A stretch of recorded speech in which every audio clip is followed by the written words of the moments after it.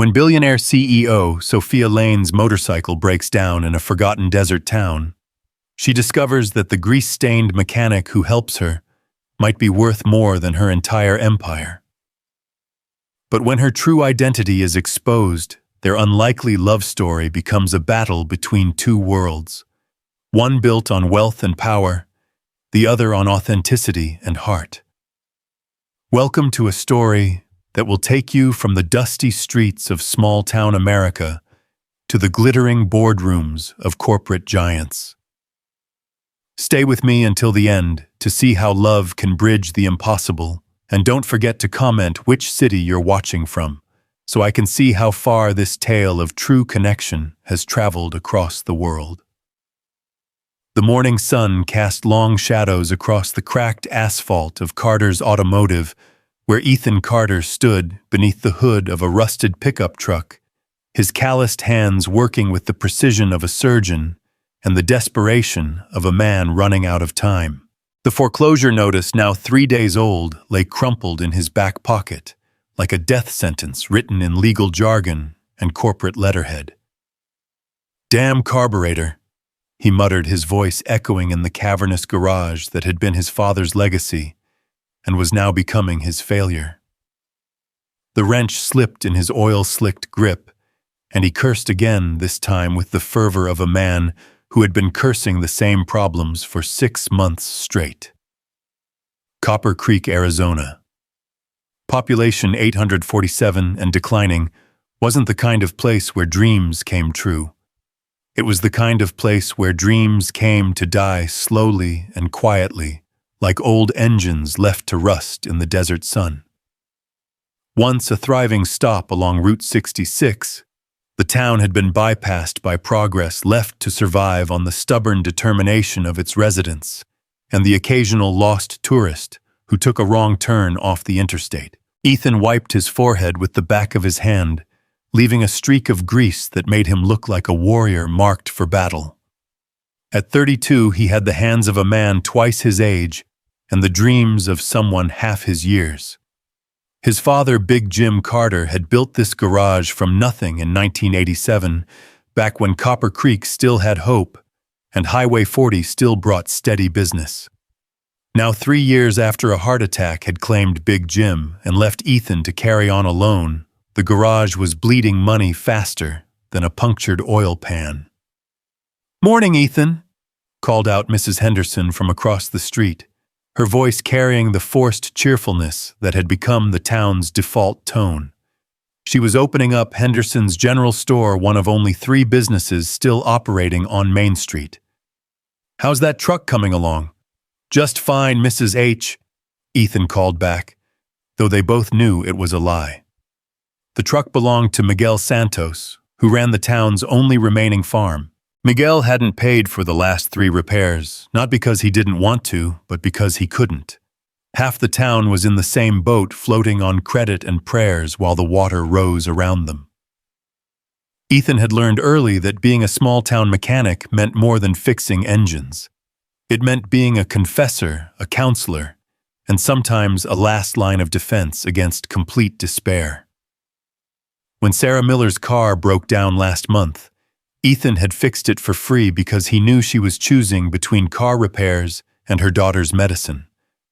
When old Pete Morrison's ancient Ford finally gave up the ghost, Ethan had spent his own money on parts, because Pete had been his father's best friend, and some debts couldn't be measured in dollars. The problem was the bank didn't accept good intentions as collateral. Copper Creek First National, now owned by some faceless corporation in Phoenix, wanted their money. They wanted it in full, and they wanted it by the end of the month. $14,637. Ethan had counted it so many times the numbers had burned themselves into his memory like a brand. He'd tried everything. He'd called every contact his father had made in 40 years of business. He'd applied for loans from 3 different banks and been rejected by all of them. He'd even swallowed his pride and asked his Uncle Robert in Flagstaff for help, only to be told that family was family, but business was business, and Robert couldn't risk his own retirement on a failing garage in a dying town. The sound of a motorcycle approaching broke through Ethan's dark thoughts. He looked up from the engine bay to see a figure in black leather riding what appeared to be a custom-built machine, all curves and chrome and barely contained power. The bike was beautiful, the kind of motorcycle that cost more than most people in Copper Creek made in a year. But as it drew closer, Ethan could hear the telltale signs of trouble. A sputter in the engine, an irregularity in the rhythm that spoke of mechanical distress. The motorcycle pulled into the garage's lot, with the last gasps of a dying engine, its rider skillfully guiding it to a stop near the office door. The rider was tall and lean, dressed in black leather that had seen some miles, but still maintained an expensive sheen. A helmet obscured the face, but there was something graceful about the way the figure dismounted, something that spoke of confidence and control even in the face of mechanical failure. "Trouble," Ethan called out, wiping his hands on a rag that had long ago given up any pretense of cleanliness. The rider removed the helmet and Ethan felt his breath catch. She was beautiful in a way that seemed almost alien in Copper Creek. Sharp cheekbones and intelligent eyes, skin that spoke of expensive skin care, and a life lived mostly indoors, hair that caught the desert sunlight like spun gold. But there was something else, something that made Ethan look twice. Despite the designer leather and the custom motorcycle, she looked tired. Not physically tired, but soul-deep weary, the kind of exhaustion that came from carrying burdens that money couldn't lift. "More than trouble," she said, her voice carrying an accent that wasn't quite local, but wasn't quite anywhere else either. "I think she's finally given up on me." She gestured to the motorcycle with genuine affection, the way someone might indicate a beloved but stubborn pet. "I've been nursing her along for the last 50 miles, but I think we're done negotiating." Ethan approached the bike, his practiced eye already cataloging potential problems. "What's her story?" "Custom build, mostly Harley parts, but with some modifications."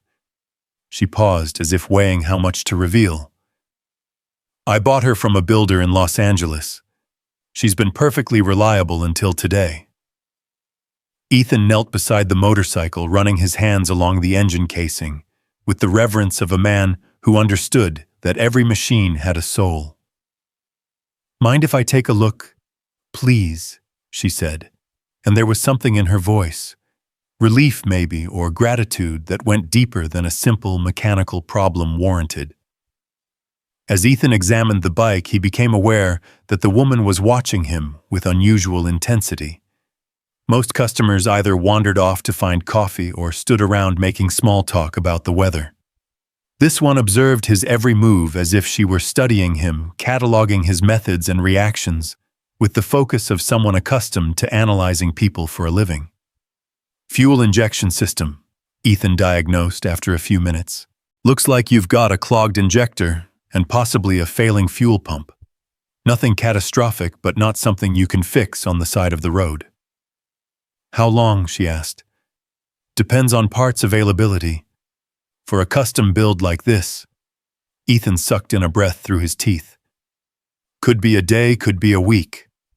Los Angeles is probably your best bet for specialized components, but shipping to Copper Creek isn't exactly next-day delivery." He expected her to react the way most travelers did, with frustration, impatience, demands to know about rental cars and alternative transportation. Instead, she looked around the garage with something that might have been curiosity, taking in the hand-painted sign that read, "Carter's Automotive, honest work, fair prices."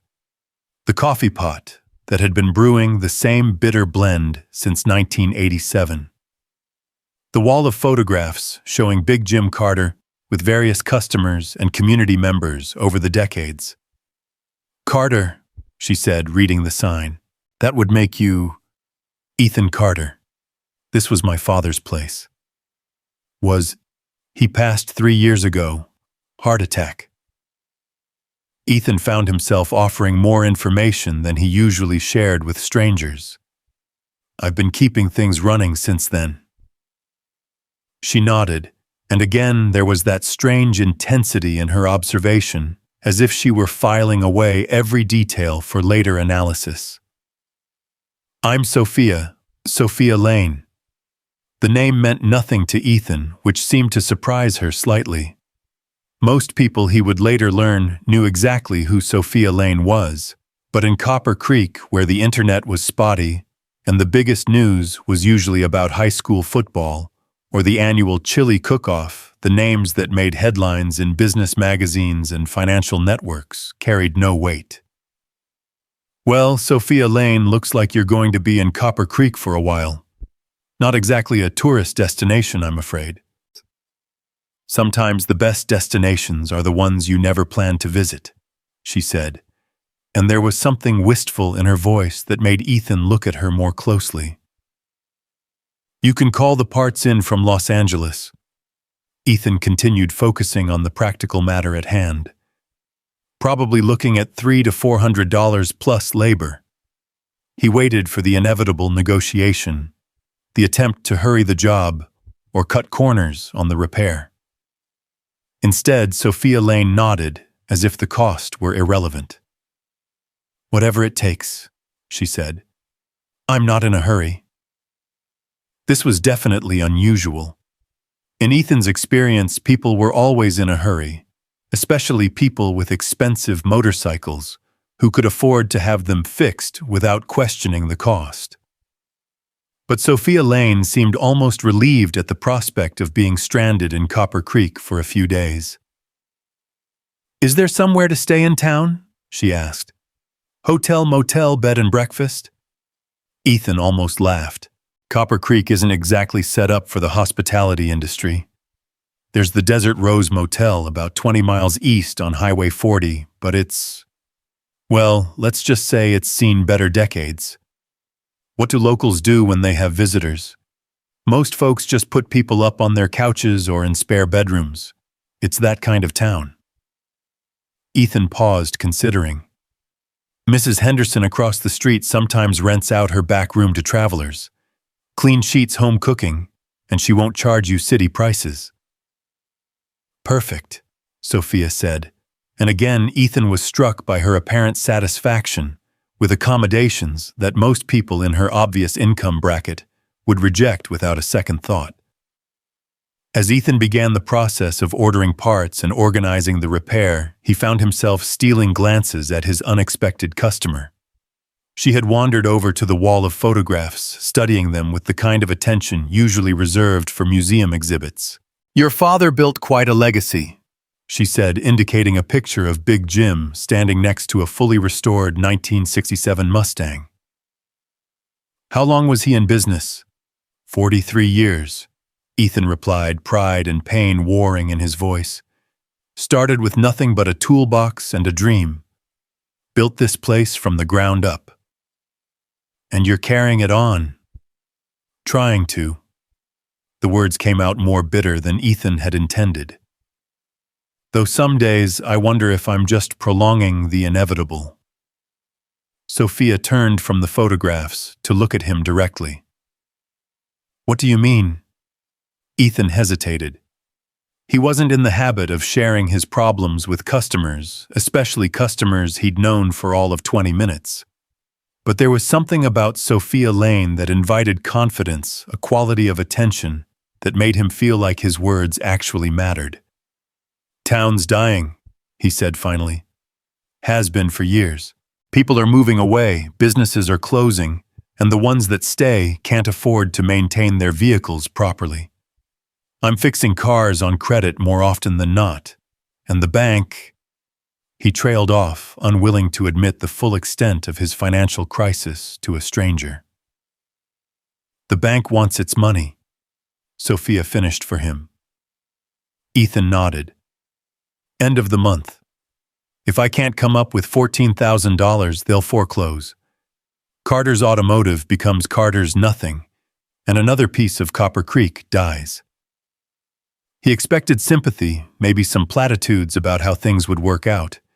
Instead, Sophia asked, "What would it take to turn things around, hypothetically?" The question caught Ethan off guard. I don't know. More customers, I suppose. People with money who need their cars fixed. But those people don't live in Copper Creek anymore, and the ones who pass through usually go to the chain places in Flagstaff or Phoenix. What if they had a reason to come here specifically? Ethan looked at her suspiciously. Are you some kind of business consultant? Sophia smiled, and for the first time since she'd arrived, she looked genuinely relaxed. Something like that. I'm interested in revitalization projects, places with potential that just need the right catalyst. Lady, with all due respect, Copper Creek is past catalysts. This place needs a miracle. Sometimes miracles and catalysts are the same thing, Sophia said. They just look different depending on your perspective. Before Ethan could ask what she meant by that, the bell above the garage door chimed, and Miguel Santos walked in. Miguel was 63 years old, built like a tree stump, and had been farming the same 50 acres outside town since he was 18. His truck was the one currently occupying Ethan's attention, and his timing was as usual problematic. Morning, Ethan, Miguel said, his English still carrying traces of the accent he'd brought from Sonora 45 years earlier. How's she looking? Ethan glanced at Sophia, then back at Miguel. Give me another hour, Miguel. Should have her running smooth. About the payment, Miguel began, his weathered face showing the embarrassment that had become too familiar in recent months. We'll work something out, Ethan said, quickly, acutely aware of Sophia's presence. Like always. Miguel nodded gratefully and turned to leave, then noticed Sophia for the first time. He touched the brim of his hat in the old-fashioned gesture that passed for formal greeting in Copper Creek. Ma'am, he said, welcome to our town. Thank you, Sophia replied. It seems like a special place. Miguel laughed, but it wasn't unkind. Special is one word for it. Most folks use words like forgotten or dying, but I suppose special works too. After Miguel left, Sophia turned back to Ethan with renewed curiosity. He can't pay for the repair. Miguel's had a rough couple of seasons. Drought equipment failures, market prices that barely cover his costs. He's good for it eventually, but eventually doesn't pay my bills. How many customers are in similar situations? Ethan considered the question. Most of them. This isn't exactly a wealthy community. But you keep working for them anyway. What's the alternative? Let their cars break down. Watch them lose their jobs because they can't get to work. Sometimes being a mechanic in a place like this means being a social service as much as a business. Sophia nodded slowly, as if she were filing away this information for future reference. Your father taught you that. My father taught me that a man's worth isn't measured by what he accumulates, but by what he contributes. In Copper Creek, contribution and profit don't always align. And that's why you're facing foreclosure. The blunt statement stung, but Ethan nodded. Being noble doesn't pay the rent. My father never had to face that reality because the town was different then. There was enough paying work to subsidize the charity cases. Now, he shrugged. Now there are mostly charity cases. Sophia walked to the garage's large bay door and looked out at Main Street. From this angle, Copper Creek's decline was painfully obvious. Empty storefronts with faded "for rent" signs, cracked sidewalks where weeds grew through the concrete, the general air of abandonment that settled over places where hope had become a luxury few could afford. What if it wasn't charity? She asked suddenly. What do you mean? What if there was a way to make helping people profitable? What if the business model itself could be restructured to make social contribution economically sustainable? Ethan stared at her. Lady, I fix cars. I don't restructure business models. But you understand this community. You understand what people need, what they can afford, what would make a difference in their lives. That's more valuable than most people realize. There was something in her voice, an undertone of authority, that made Ethan wonder again who exactly Sophia Lane was. She spoke about business restructuring and economic sustainability with the confidence of someone who had done it before, but she was traveling alone on a motorcycle and seemed genuinely interested in staying in a town that most people used as a cautionary tale about economic decline. "Are you going to tell me what you really do for a living?" Ethan asked. Sophia paused, and for a moment Ethan thought she might actually answer honestly. Then she smiled, that enigmatic smile again. "I solve problems," she said, "usually for people who have run out of other options." Before Ethan could pursue the matter further, Mrs. Henderson appeared in the garage doorway, slightly out of breath from what was obviously a hurried walk across the street. "Ethan, dear," she called out, "is this young lady the one who needs a place to stay?" "Mrs. Henderson, meet Sophia Lane." "Sophia, this is Mrs. Henderson. She runs the general store and occasionally takes in strays." Mrs. Henderson beamed at Sophia with the warmth that had made her the unofficial mayor of Copper Creek for the past 20 years. "Any friend of Ethan's is welcome in my home. I've got a lovely room with its own bathroom, and I make the best chicken and dumplings in 3 counties. "That sounds perfect," Sophia said, and Ethan was once again struck by how genuinely pleased she seemed by an offer that most people would consider beneath their standards. "Wonderful. I'll get your room ready right now. Will you be staying long?" "A few days at least. Maybe longer, depending on how things go." Mrs. Henderson practically glowed with satisfaction. Visitors were rare in Copper Creek, and paying visitors were almost mythical. "I'll make up a fresh pot of coffee and put together a welcome basket." "Do you have any dietary restrictions?" "None at all. I eat everything."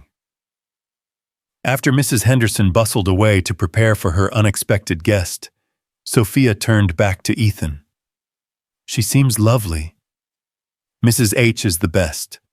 Lost her husband 5 years ago, been keeping the store running, mostly out of stubbornness and community pride. Half the town owes her money for groceries, but she keeps extending credit because she knows people need to eat." Another case of contribution versus profit. Exactly. This whole town runs on that principle. It's what makes us special, and it's what's killing us. Sophia was quiet for a moment, watching as Mrs. Henderson hurried back to her store with obvious excitement. What if it didn't have to be an either-or situation? Meaning, what if there was a way to preserve what makes Copper Creek special while making it economically sustainable? What if the very qualities that are causing the town to struggle could become the foundation for its revival? Ethan set down his wrench and really looked at Sophia for the first time since she'd arrived. "You're not just passing through, are you? What makes you say that? Nobody asks questions like that unless they're planning to stick around for the answers." Sophia smiled, and this time it reached her eyes. "Let's just say I'm between opportunities at the moment. Copper Creek seems like as good a place as any to figure out what comes next." "And what is it you're figuring out exactly?" "Whether it's possible to build something meaningful in a world that seems to value only profit margins and quarterly reports." The answer was so unexpected, so different from anything Ethan had been prepared for, that he found himself staring at her with open curiosity. That's a pretty heavy question for someone passing through on a motorcycle. Sometimes the heaviest questions are the only ones worth asking. Before Ethan could respond, the sound of another vehicle pulling into the lot drew his attention. This time it was Sheriff Tom Bradley driving the town's single patrol car, which was actually a 15-year-old Crown Victoria that Ethan kept running mostly through mechanical wizardry and creative parts sourcing. "Morning, Ethan," Sheriff Bradley called out as he approached. "Heard we had a visitor." Sheriff Bradley, meet Sophia Lane. Her bike broke down, so she'll be staying at Mrs. Henderson's for a few days. Sheriff Bradley touched the brim of his hat in a gesture identical to Miguel's. Welcome to Copper Creek, ma'am. Hope you'll find our town hospitable. I'm sure I will, Sophia replied. Everyone's been very kind. That's our way. We may not have much, but we share what we've got. Sheriff Bradley turned to Ethan. Miguel mentioned his truck would be ready today. Another hour or so. Carburetor rebuild, nothing too complicated. Good man. Miguel's got a load of produce heading to Phoenix tomorrow. Can't afford any delays. Sheriff Bradley paused, studying Sophia with the careful attention of a man who had been keeping the peace in small towns for 30 years. You wouldn't happen to be traveling through on business, would you, Miss Lane? Just exploring, Sophia said. Sometimes you find the most interesting places when you're not looking for anything specific. Sheriff Bradley nodded, apparently satisfied. Well, if you need anything during your stay, don't hesitate to call. Copper Creek takes care of its guests. After the sheriff left, Ethan returned to Miguel's truck, but he was acutely aware of Sophia watching him work. There was something almost meditative about her observation, as if she were studying not just his mechanical skills, but his entire approach to the job. You really know what you're doing, she said after he had successfully diagnosed and begun repairing a complex carburetor problem. 20 years of practice, Ethan replied. Started working on cars when I was 12. My dad always said that if you're going to do something, you might as well do it right. Is that why you won't cut corners for customers who can't pay full price? The question surprised him. How do you know I don't cut corners? Because if you did, word would get around in a town this size. People would stop trusting you. And trust, from what I can see, is the foundation of your entire business model. Ethan paused in his work to look at her. You really are some kind of business consultant, aren't you? I've been known to analyze business models from time to time. And what's your analysis of Carter's automotive? Sophia considered the question seriously. Unsustainable in its current form, but built on fundamentally sound principles. The problem isn't the quality of service or the community relationships. The problem is scale and revenue diversification. Revenue diversification. You're entirely dependent on local customers who have limited resources. You need to find ways to serve markets beyond Copper Creek while maintaining your local commitment. Easier said than done. Rich people don't drive to dying desert towns to get their cars fixed. Maybe they would if they had the right reason. Before Ethan could ask what she meant, his phone rang. The caller ID showed Copper Creek First National, and his stomach immediately tightened. Excuse me, he said to Sophia, then answered the call. Mr. Carter. This is Janet Morrison from the bank. I'm calling about your account status. Mrs. Morrison, I know exactly what my account status is. I've got until the end of the month. Actually, Mr. Carter, there's been a development. The bank has received an offer to purchase your property. A very generous offer. Ethan felt the world shift slightly beneath his feet. What kind of offer? Phoenix Development Group is interested in acquiring your lot for a new truck stop and convenience store. They're willing to pay fair market value plus 20%, which would cover your outstanding debt and leave you with a substantial profit. A truck stop. Ethan looked around the garage that had been his father's life work, trying to imagine it bulldozed and replaced with gas pumps and neon signs. Mrs. Morrison, I'm not interested in selling. Mr. Carter, I understand the sentimental value, but this is a remarkable opportunity. The development group is offering to purchase the property regardless of the building conditions. You wouldn't have to worry about the foreclosure, and you'd have enough money to start fresh somewhere else. Start fresh doing what? This garage is all I know. I'm sure a skilled mechanic like yourself could find work anywhere. Phoenix, Flagstaff, even Las Vegas. There are opportunities in growing cities that simply don't exist in Copper Creek anymore.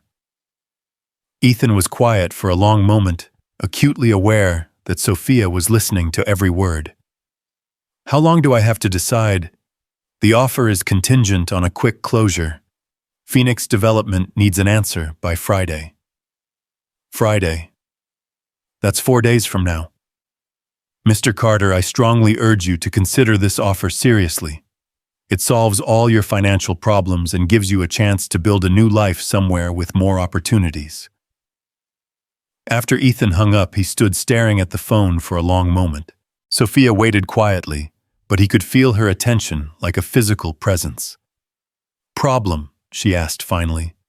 Solution, according to the bank. Ethan's voice was flat.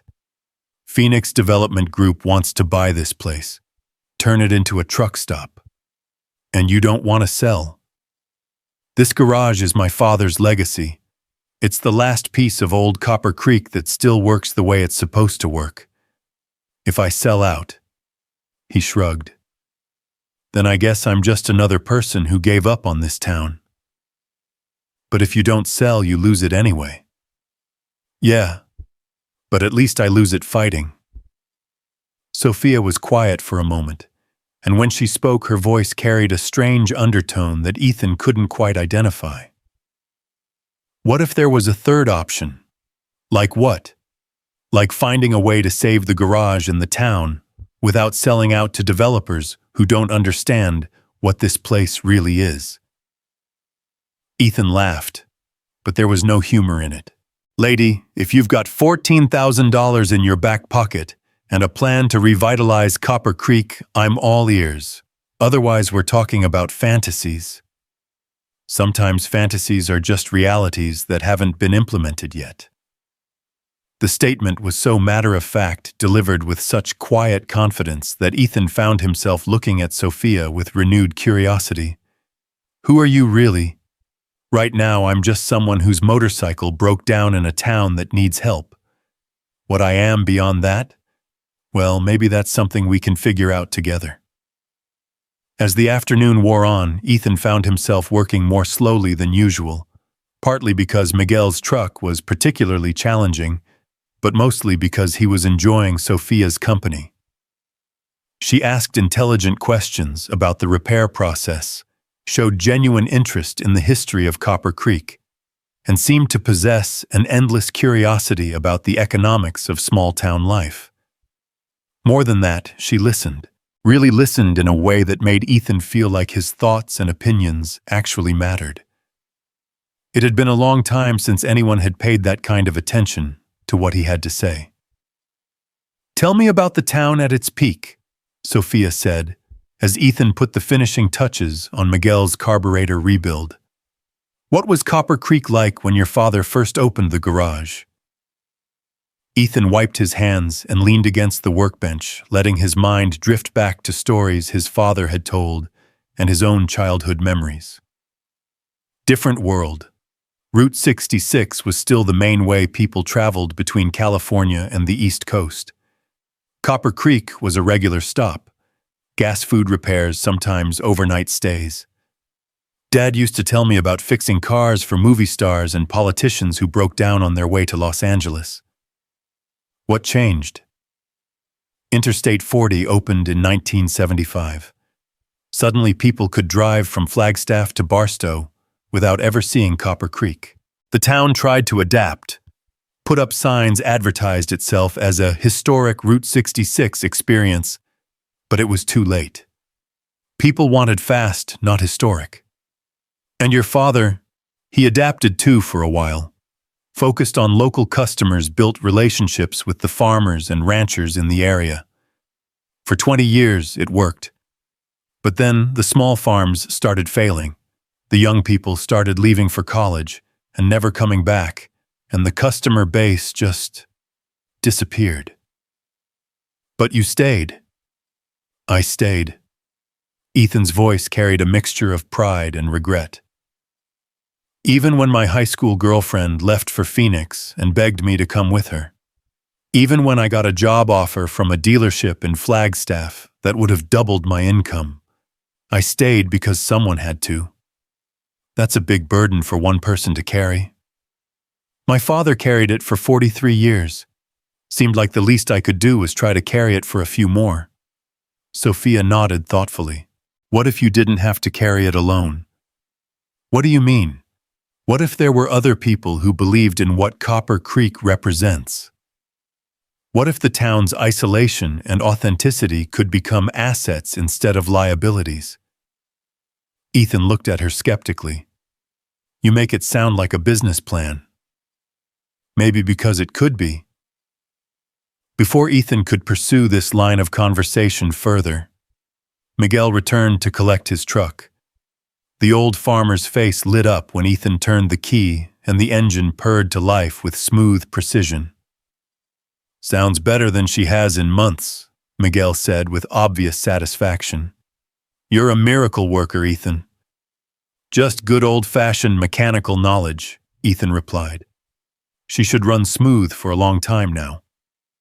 Miguel reached for his wallet, then hesitated.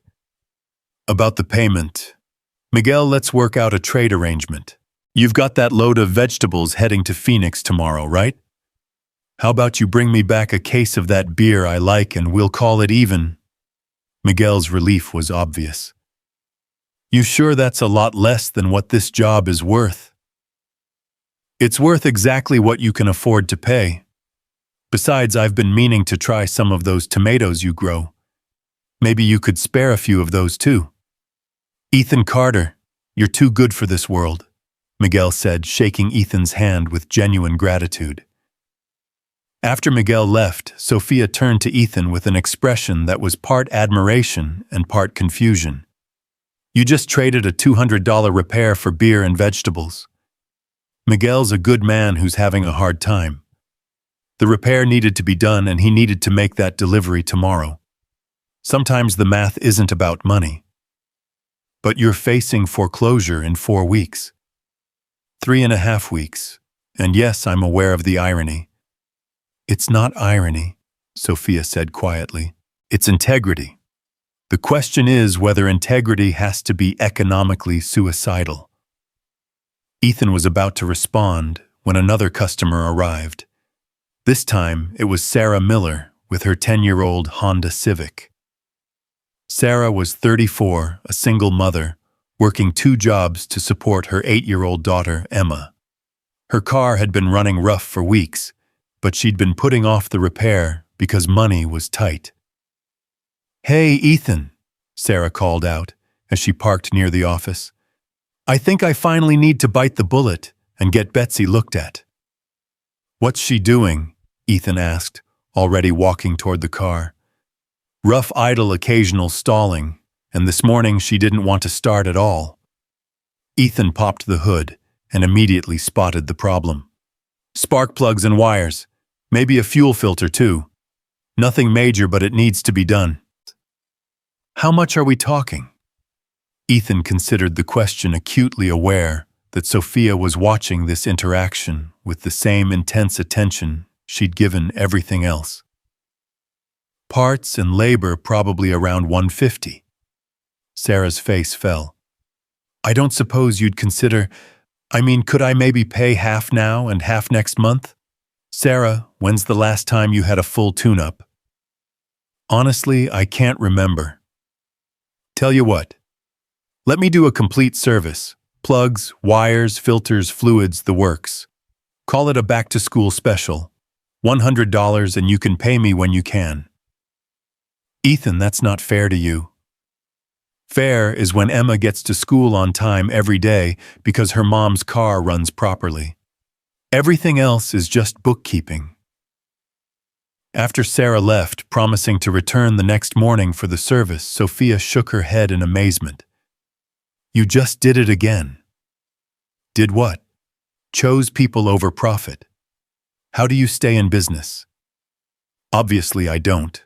That's why we're having this conversation in a garage that's about to be foreclosed on. But what if you could? What if there was a way to structure your business so that helping people like Miguel and Sarah actually contributed to your bottom line instead of undermining it? Ethan set down his tools and really looked at Sophia. Okay, I'll bite. What exactly are you suggesting? I'm suggesting that maybe the problem isn't your business model. Maybe the problem is your market. What if you could attract customers who could afford to pay full price for premium service while still maintaining your commitment to the local community? And how would I do that? Put up a billboard on I-40 advertising authentic small-town automotive experience. Actually, that's not a terrible idea. Ethan stared at her. You're serious? Think about it. People drive hundreds of miles to visit places like Williams or Seligman because they want to experience the real Route 66. What if Copper Creek positioned itself not as a dying town, but as an authentic Western community where traditional values still mean something? That's tourism, not automotive repair. It could be both. What if people came here specifically because they wanted their cars serviced by someone who cares more about quality than quantity? What if the very qualities that make you unmarketable in the modern economy became your unique selling proposition? Ethan found himself caught between skepticism and curiosity. Even if that worked, and I'm not saying it wouldn't happen overnight. I've got 3.5 weeks before the bank takes this place. A lot can happen in 3.5 weeks. Not that much. Sophia smiled that enigmatic smile again. You'd be surprised what's possible when you have the right resources and the right motivation. As the afternoon sun began to slant through the garage's west-facing windows, Ethan realized that for the first time in months, he hadn't spent every moment thinking about the foreclosure notice in his pocket. Sophia Lane had managed to make him believe, however briefly, that there might be alternatives to failure and surrender. Your parts should arrive by Thursday, he told her as they prepared to close up for the day, assuming no shipping delays. That gives us 3 days. 3 days for what? To figure out whether Copper Creek is worth saving. Ethan locked up the garage and walked with Sophia across the street to Mrs. Henderson's store. The evening air was cooling rapidly, the way it did in the desert, and the silence was broken only by the distant sound of wind chimes on someone's porch. Ethan, Sophia said, as they reached the store's entrance, what would it mean to you if you could save this place, not just the garage, but the whole town? It would mean everything, he said without hesitation. But I learned a long time ago that wanting something and being able to make it happen are two different things. Sometimes they're closer than you think.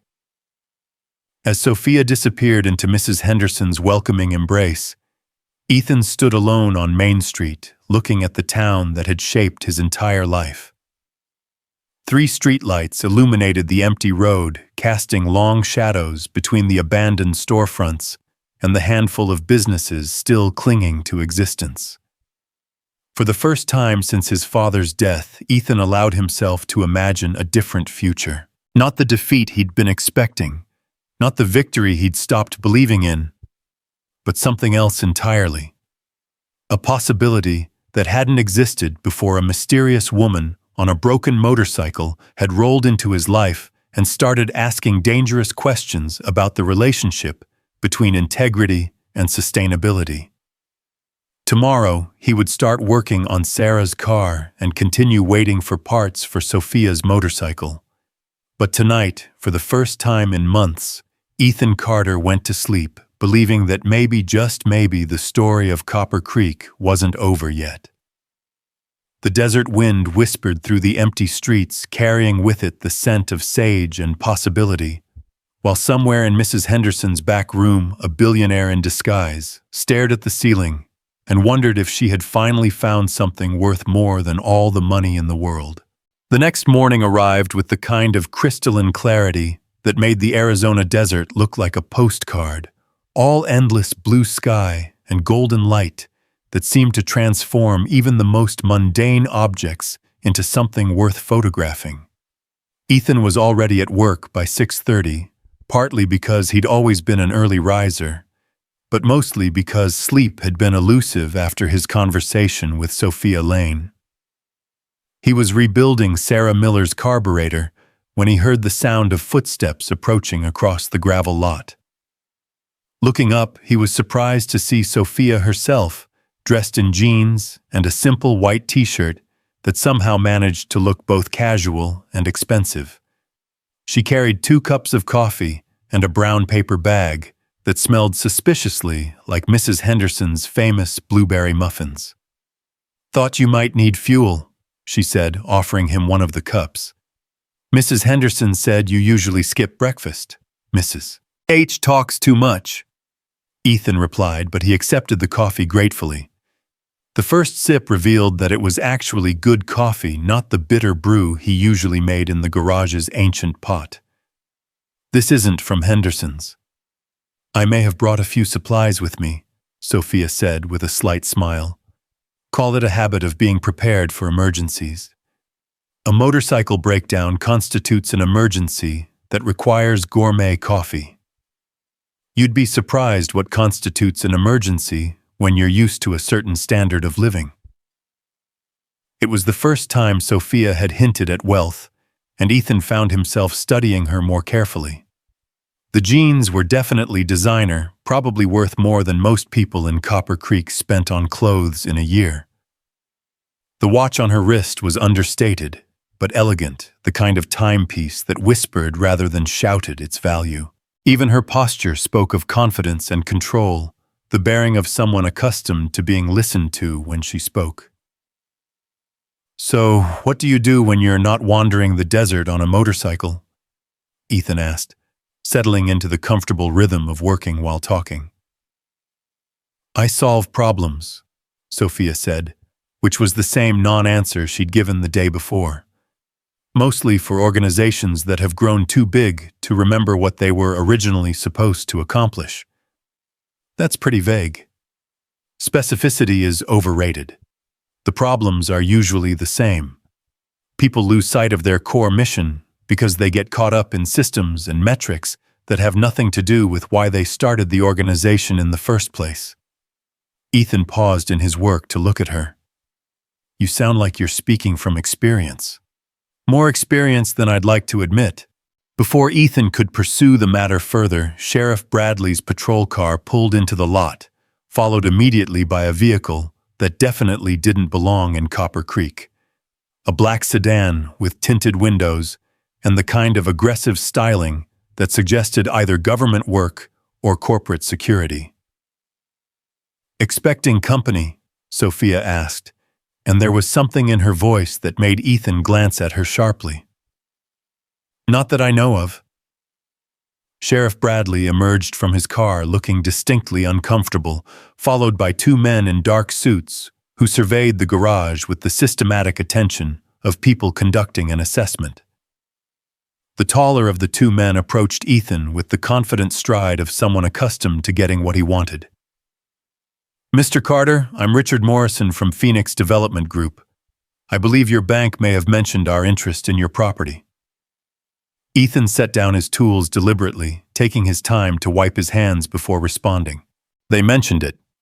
I told them I wasn't interested." "Mr. Carter, I don't think you fully understand the opportunity we're presenting. This isn't just about buying your garage. We're talking about bringing real economic development to Copper Creek. Jobs increase tax revenue, a reason for people to stop here instead of driving straight through to Flagstaff." "What kind of jobs?" Ethan asked. "Service industry positions, cashiers, maintenance staff, food service. Clean work, steady hours, benefits. Minimum wage jobs," Ethan translated. Morrison's smile never wavered. "Entry-level positions with advancement opportunities. Mr. Carter, the reality is that Copper Creek is dying. Our development would breathe new life into this community. By bulldozing the businesses that are still here, by replacing obsolete infrastructure with modern facilities that can actually serve the traveling public. Your garage is charming, in a nostalgic way, but it's not economically viable in the current market." Ethan was aware that Sophia had moved closer, positioning herself where she could observe the entire conversation without drawing attention to herself. And what makes you think a truck stop will succeed where local businesses have failed? Market research, Mr. Carter. We know exactly how much traffic passes through this area on Interstate 40. We know what travelers want. Fast service, familiar brands, clean facilities. Your garage offers none of those things. No, Ethan said quietly. It offers something different. Sentiment doesn't pay bills, Mr. Carter. Our offer does. Sheriff Bradley stepped forward, his discomfort obvious. Richard, maybe we should give Ethan some time to think about this. Unfortunately, Sheriff, time is exactly what we don't have. The financing for this project is contingent on rapid development. We need Mr. Carter's decision by Friday, or we'll have to look at alternative sites. Alternative sites? Ethan asked. There are other properties in Copper Creek that would suit our needs. Mrs. Henderson's store, for instance. Or the old Williams place on the east side of town. But your location is ideal because of the existing automotive infrastructure. The threat was subtle but unmistakable. Phoenix Development would get their truck stop in Copper Creek with or without Ethan's cooperation. If he refused to sell, they would simply target someone else's property, and Ethan would still lose his garage to foreclosure while watching the town transform into something unrecognizable. I need to think about it, Ethan said finally. Of course, but don't think too long. Friday is a firm deadline. After the developers left, Sheriff Bradley lingered, clearly wanting to say something, but struggling to find the words. Tom, just say whatever you're thinking, Ethan told him. I don't like those guys, the sheriff said bluntly. Something about this whole deal feels wrong. But Ethan, I've got to tell you, the town council is split on this. Half of them see dollar signs and the other half are scared of what happens if you don't sell, and they go after someone else's property instead. What do you think I should do? I think you should do whatever lets you sleep at night. But I also think you should know that Mrs. Henderson got a visit from those same guys yesterday. They made her an offer too. Ethan felt his stomach drop. She didn't mention it. She's scared, Ethan. Scared of making the wrong choice, scared of what happens to the town either way. This whole situation has people on edge. After Sheriff Bradley left, Ethan stood in the garage feeling like the walls were closing in around him. 3.5 weeks had suddenly become 4 days, and the choice had evolved from keeping or losing his garage to determining the entire future of Copper Creek. They're very good at what they do, Sophia said quietly. What do you mean, Sean? The divide and conquer strategy. Make everyone feel like they have to choose between economic survival and community preservation. Frame it as a binary choice so people don't look for third alternatives. Maybe because there aren't any third alternatives. There are always third alternatives. The question is whether anyone has the vision to see them and the resources to implement them. Ethan looked at her sharply. Resources. Intellectual resources. Creative resources. The kind of resources that come from understanding systems and knowing how to change them. You keep talking like you know something the rest of us don't. Maybe I do. Before Ethan could ask what she meant, Mrs. Henderson appeared in the garage doorway, her usual cheerful demeanor replaced by obvious anxiety. Ethan, dear, could I speak with you for a moment? And perhaps Sophia could join us as well. They followed Mrs. Henderson across the street to her store, where she immediately began bustling around, making tea with the nervous energy of someone who needed to keep her hands busy while dealing with stress. Those men came to see me yesterday, she said without preamble. Phoenix Development. They made me an offer for the store. What kind of offer? Ethan asked. Generous. More than generous, really. Enough money to retire comfortably, maybe move to Phoenix to be closer to my sister. Mrs. Henderson's hands shook slightly as she poured hot water into a ceramic teapot. But Ethan, this store has been my life for 23 years. Before that, it was the Hendersons' life for 40 years before that. How do you put a price on that kind of history? You don't have to sell, Ethan said. Don't I? If you sell your garage, they'll build their truck stop. And my little store will be competing with a convenience store that has corporate backing and national brand recognition. How long do you think I'll last? And if I don't sell, then they'll probably make me a better offer, and eventually I'll be forced to take it just to survive. Either way, Henderson's general store becomes a memory. Sophia had been listening without comment, but now she spoke up. What if there was a way to preserve both businesses while still bringing economic development to Copper Creek? Mrs. Henderson looked at her with desperate hope. How? What if the development worked with existing businesses instead of replacing them? What if the goal was to enhance Copper Creek's unique character instead of erasing it? That sounds wonderful in theory. Mrs. Henderson said, but I don't think Phoenix Development is interested in preservation. They want efficiency and profit margins. Then maybe Phoenix Development isn't the right partner for Copper Creek. Ethan stared at Sophia. What are you suggesting? I'm suggesting that maybe it's time to stop reacting to other people's plans and start making some plans of your own. Plans require money, and in case you haven't noticed, money is exactly what this town doesn't have. Money isn't the only form of capital, Sophia said. Copper Creek has assets that most communities would kill for. Authenticity, character, a strong sense of community-skilled craftspeople, beautiful natural surroundings. The question is how to leverage those assets into sustainable economic development. Mrs. Henderson set down her teacup with a decisive click. Sophia, you've been asking a lot of questions since you arrived. Maybe it's time you answered a few. Who are you really? And why do you care what happens to a dying town in the middle of nowhere? Sophia was quiet for a long moment, and Ethan could see her weighing how much to reveal. I'm someone who spent most of her adult life in boardrooms and corner offices, watching communities like Copper Creek get sacrificed for quarterly profit reports. I'm tired of being part of the problem. That still doesn't tell us who you are, Ethan pointed out. Right now, I'm someone whose motorcycle broke down at exactly the right time in exactly the right place. Maybe that's all you need to know. Before anyone could press the matter further, the bell above the store's door chimed, and Miguel Santos entered, his weathered face creased with worry. Mrs. Henderson, Ethan, I hope I'm not interrupting, but I need to talk to both of you. What's wrong, Miguel? Mrs. Henderson asked. Those development people came to see me this morning. They want to buy my farm. Ethan felt the pieces clicking into place. Let me guess.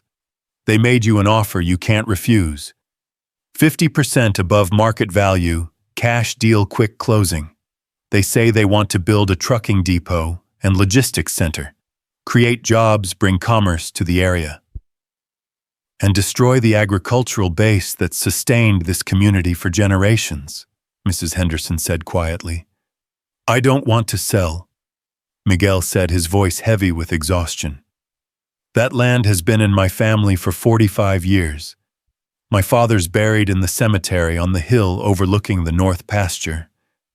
But these last few years have been so hard, and if I'm honest, 50% above market value would solve a lot of problems. Miguel, Ethan said, what if there was another way? What if you could make the farm profitable without selling it? How the market prices for produce barely cover my costs, and the big chains only want to deal with large-scale operations. Sophia leaned forward with sudden intensity. What if you weren't selling to big chains? What if you were selling to people who valued quality and local sourcing enough to pay premium prices? Where am I going to find customers like that? What if they came to you? Miguel looked confused. I don't understand. Agritourism, Sophia explained. Farm-to-table dining experiences. People who want to connect with their food sources, understand where their meals come from, experience authentic agricultural life. The market for that kind of experience is enormous and growing. You want me to turn my farm into a tourist attraction? I want you to turn your farm into a destination. A place where people come not just to buy vegetables, but to understand how they're grown, to meet the person who grows them, to be part of a story that connects them to the land and the community. Mrs. Henderson was nodding slowly, like the lavender farms in Oregon or those pick-your-own-apple orchards in Washington. Exactly. But more than that, integrate it with the other businesses in town. People come to Miguel's farm for the authentic agricultural experience. They eat lunch at Mrs. Henderson's store. They get their cars serviced at Carter's Automotive while they're touring the area. Instead of competing with each other for a shrinking customer base, you create a network of experiences that draws people to Copper Creek, specifically because they can't get this combination anywhere else. Ethan found himself caught between skepticism and fascination. That's a pretty elaborate vision for someone whose motorcycle just happened to break down here. Sometimes elaborate visions are exactly what dying towns need. And sometimes they're just fantasies that sound good until you try to implement them. There's only one way to find out which this is. Miguel was studying Sophia with the careful attention of a man who had learned to evaluate both opportunities and risks with equal precision. You really think people would come to Copper Creek for something like this? I think people are hungry for authenticity in a world that's becoming increasingly artificial. I think they want to support communities that preserve traditional values and ways of life. And I think they're willing to pay for experiences that connect them to something real. But how do we reach these people? How do we let them know what we're offering? Marketing, Sophia said simply. Strategic positioning. Building partnerships with organizations that serve the kind of customers who would value what Copper Creek has to offer. Marketing costs money, Mrs. Henderson pointed out. Money none of us have. Not all marketing costs money. Some marketing is just about telling your story to the right people in the right way. Before anyone could ask what she meant by that, the store's phone rang. Mrs. Henderson answered it, and after a brief conversation, she hung up with a troubled expression. That was Sarah Miller, she said. Phoenix Development just made her an offer for her house. Ethan felt anger rising in his chest. Sarah's house isn't even for sale. Apparently, they're interested in the entire block where she lives. They want to build employee housing for their truck stop complex. They're trying to buy the whole town, Miguel said with dawning understanding. Not buy it, Sophia corrected. Transform it into something completely different. Replace the existing community with a planned development that serves their business model.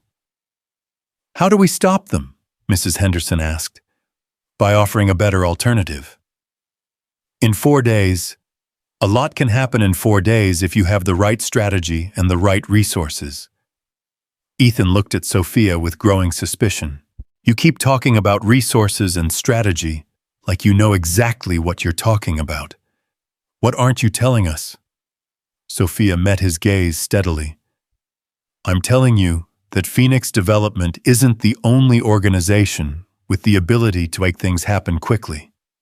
I'm telling you that there are people who believe in preserving communities like Copper Creek, and some of those people have the resources to make preservation economically viable. What people? People who understand that sustainable economic development doesn't have to mean destroying everything that makes a place worth preserving. Before Ethan could press her further, another customer arrived at the garage. This time it was Dr. Amanda Foster, who ran the town's small medical clinic and drove a 15-year-old Subaru that required regular maintenance to keep running. Ethan, I hate to bother you, but I think my transmission is starting to slip, Dr. Foster called out as she parked near the garage. I'll be right there, Doc, Ethan replied, then turned back to Sophia. This conversation isn't over. I'm counting on it. As Ethan examined Dr. Foster's car, he was acutely aware that Sophia had followed him and was once again observing his work with that intense analytical attention. Dr. Foster, meanwhile, was sharing the news that Phoenix Development had approached her as well, offering to buy the building that housed her clinic. They said they could help me relocate to a new medical facility in their truck stop complex, Dr. Foster explained. Modern equipment, better space, steady traffic from travelers who might need medical attention. But, Ethan prompted, hearing the uncertainty in her voice. But I didn't become a doctor to treat tourists with upset stomachs and minor injuries. I became a doctor to serve this community. Half my patients are elderly, and most of them don't have reliable transportation. If I move my practice to a truck stop 5 miles outside town, how are they going to get the care they need? Did you tell the developers that? I tried to. They said the economics of modern healthcare require serving a broader patient base than Copper Creek can provide. They said I could still treat local patients, but I'd need to expand my services to include travelers and truckers to make the practice financially viable. Sophia stepped forward. Dr. Foster, what if there was a way to serve a broader patient base while keeping your practice in the heart of the community? I'm listening. Telemedicine, health and wellness tourism. People who come to Copper Creek not just for the authentic small-town experience, but because they want access to personalized health care from a doctor who has time to really listen to their concerns. Dr. Foster looked intrigued.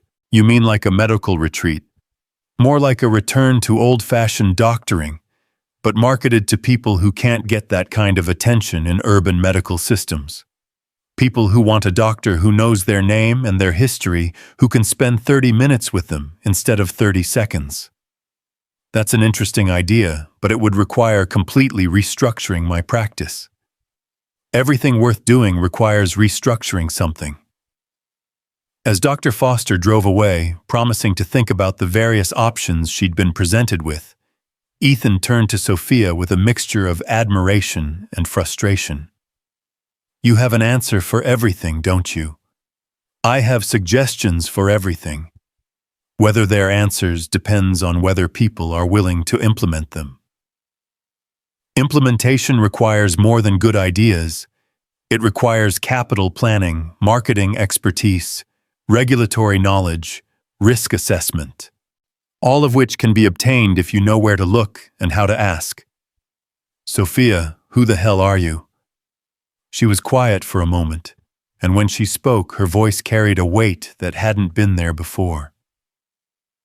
I'm someone who has spent the last 15 years building and running organizations that are supposed to make people's lives better. I'm someone who has watched communities like Copper Creek get destroyed by people who measure success only in quarterly profit margins. And I'm someone who is tired of being part of a system that treats places like this as expendable. That's still not an answer. It's the only answer I can give you right now. Before Ethan could press the matter further, his phone rang. The caller ID showed a number he didn't recognize, but when he answered, the voice was familiar. Mr. Carter, this is Richard Morrison from Phoenix Development. I wanted to follow up on our conversation this morning. I told you I'd think about it, and I appreciate that. But I wanted to make sure you understood the full scope of what we're offering. This isn't just about your garage anymore. We've been in discussions with several other property owners in Copper Creek, and the response has been very positive. Ethan felt his stomach tighten. How positive? Let's just say that with or without your cooperation, Phoenix Development will be moving forward with our plans for Copper Creek. The question is whether you want to be a beneficiary of that development or an obstacle to it. Are you threatening me? I'm offering you an opportunity to be part of something bigger than yourself. But opportunities have expiration dates, Mr. Carter. Friday is yours." After Morrison hung up, Ethan stood holding the phone and feeling like the ground was shifting beneath his feet. Phoenix Development wasn't just buying properties. They were systematically targeting every key business and property owner in Copper Creek, creating a situation where resistance became economically impossible. "They're moving fast," Sophia observed. "They're moving smart. Divide and conquer, just like you said. Make everyone feel like they're the only ones standing in the way of progress." But they're not progress. They're just change. And change without direction is just chaos with better marketing. Ethan looked at her intently.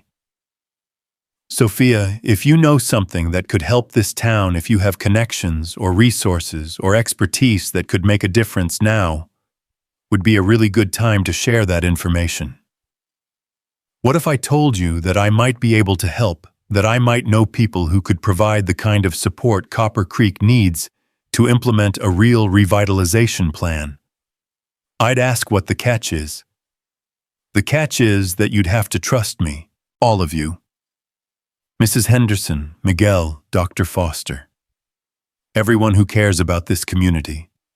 You'd have to trust me with something more valuable than money. Which is hope." As the afternoon sun slanted through the garage windows, Ethan found himself at a crossroads that extended far beyond his individual circumstances. The choice was no longer just about saving his father's garage. It was about determining whether communities like Copper Creek had any future at all, or whether they were destined to be consumed by development that valued efficiency over authenticity, profit over people. "What exactly are you proposing?" he asked. "I'm proposing that we find out how serious Phoenix Development is about their Friday deadline.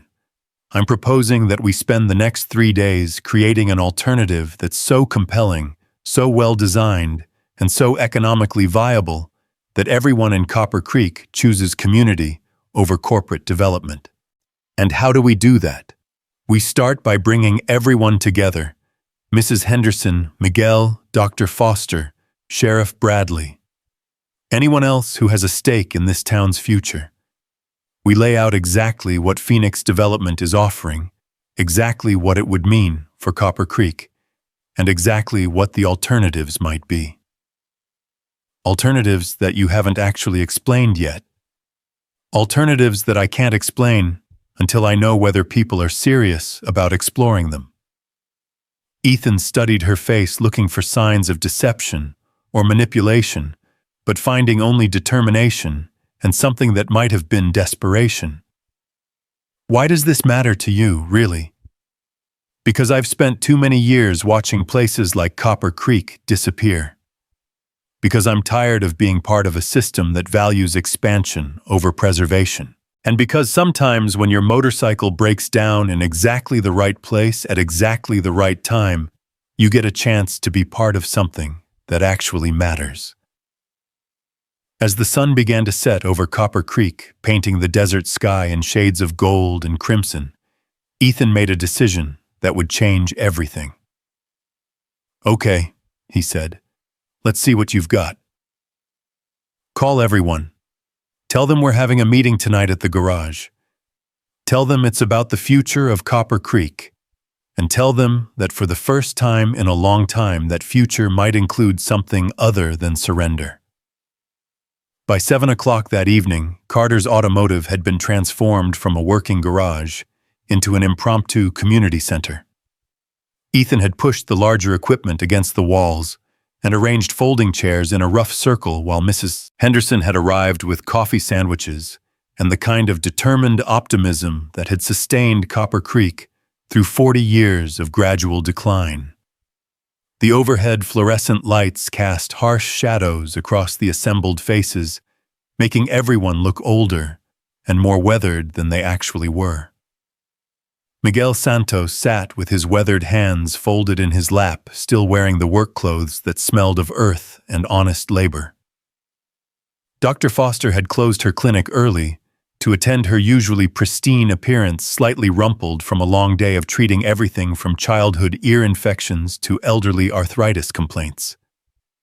Sheriff Bradley occupied a chair near the garage's main entrance, his positioning both casual and strategic, while Sarah Miller sat clutching a cup of coffee as if it were a lifeline, her babysitter money well spent on what might be the most important meeting in Copper Creek's recent history. Sophia Lane stood near the workbench, and for the first time since arriving in town, she looked nervous. The confident demeanor that had characterized her previous interactions had been replaced by something more vulnerable, more human. She had changed from her casual jeans into what was obviously an expensive business suit, and the transformation was startling. Gone was the mysterious motorcycle traveler. In her place stood someone who clearly belonged in boardrooms and corner offices. "Before we begin," Ethan said, his voice carrying across the garage's acoustic deadness, "I think we all deserve to know exactly who we're talking to. Sophia, you've been asking questions and making suggestions since you arrived, but you haven't been entirely honest about who you are or why you're really here." Sophia took a deep breath, and when she spoke, her voice carried the weight of someone preparing to reveal a truth that would change everything. "My name is Sophia Lane, and I'm the CEO of Lane Industries, a company that owns manufacturing facilities, real estate developments, and technology firms across 17 states." The silence that followed this revelation was profound. Mrs. Henderson's coffee cup paused halfway to her lips. Miguel's eyes widened with something that might have been recognition, while Dr. Foster leaned forward with sudden, intense attention. "Lane Industries," Sheriff Bradley said slowly. "That's the company that built those luxury resorts in Montana and Colorado. The ones that preserved the historic mining towns instead of bulldozing them. Among other projects, yes." Sarah Miller set down her coffee with a sharp click. "You're a billionaire." "That's not the relevant part." "The hell it isn't," Ethan said, his voice tight with what sounded like betrayal. "You've been walking around here for 2 days, letting us think you were just some lost traveler when you're actually richer than everyone in this room combined." "Ethan, let me explain." "Explain what?" "That this has all been some kind of game that you've been amusing yourself by watching small-town people scramble around trying to solve problems you could fix with pocket change." Sophia's composure cracked slightly, revealing something raw underneath. "It hasn't been a game. If anything, it's been the most honest 2 days I've experienced in 15 years. Honest?" Mrs. Henderson's voice carried a hurt that cut through the garage's tension. "You lied to us about who you are." "I didn't lie. I just didn't tell you something that would have changed how you treated me, how you talked to me, what you were willing to share with me. When was the last time any of you had a conversation with a billionaire CEO where you felt comfortable being completely honest about your problems and fears?" The question hung in the air, and Ethan realized with uncomfortable clarity that she was right. If he had known who Sophia really was when she first walked into his garage, he never would have shared his financial problems, never would have admitted his fears about losing the business, never would have let her see the vulnerability that came with watching something you loved slowly die. "Why?" Dr. Foster asked quietly. "Why hide who you are? Why come to Copper Creek at all?" Sophia moved to the center of the circle, her expensive suit incongruous against the garage's oil-stained concrete floor. "Because I'm tired of being Sophia Lane CEO. I'm tired of board meetings where communities like this one are discussed as market opportunities or development targets. I'm tired of approving projects that make financial sense but destroy everything that makes a place worth preserving. So you thought you'd play dress-up and see how the other half lives." Ethan's anger was still evident, but there was something else underneath it now. A hurt that went deeper than simple deception. I thought I'd try to understand what was actually at stake before I made any decisions about what to do next. Miguel leaned forward in his chair. What kind of decisions? Phoenix Development Group isn't an independent company. They're a subsidiary of Morrison Holdings, which is owned by a consortium of investors that includes my biggest competitor, Titan Corporation. This entire project is designed to test a new model for rural development. Buy up distressed communities at below-market prices, transform them into standardized commercial developments, then replicate the model across the rural Southwest. You're saying Copper Creek is an experiment? Sheriff Bradley asked. I'm saying Copper Creek is the prototype. If Phoenix Development succeeds here, if they can prove that small desert communities can be profitably transformed into truck stop complexes and logistics centers, they'll take the model to every similar town between here and Albuquerque. The implications of this revelation settled over the group like a physical weight. What they had thought was a local crisis was actually part of a much larger strategy, one that threatened dozens of communities across the region. And you know this how? Ethan asked. Because Titan Corporation approached Lane Industries 6 months ago with a partnership proposal. They wanted to use our expertise in sustainable development to legitimize their rural expansion program. They wanted me to be the face of responsible growth while they systematically eliminated small-town America. What did you tell them? I told them I needed time to consider the proposal. What I actually needed was to understand what their development model would mean for places like Copper Creek. So I started visiting rural communities that were facing similar pressures. How many communities? Mrs. Henderson asked. 17. Copper Creek is number 18. And what happened to the other 17? Sophia's silence was answer enough. Sarah Miller stood up abruptly, her chair scraping against the concrete floor. So you've been watching communities like ours get destroyed, and now you're here to, what, salve your conscience before you help destroy another one?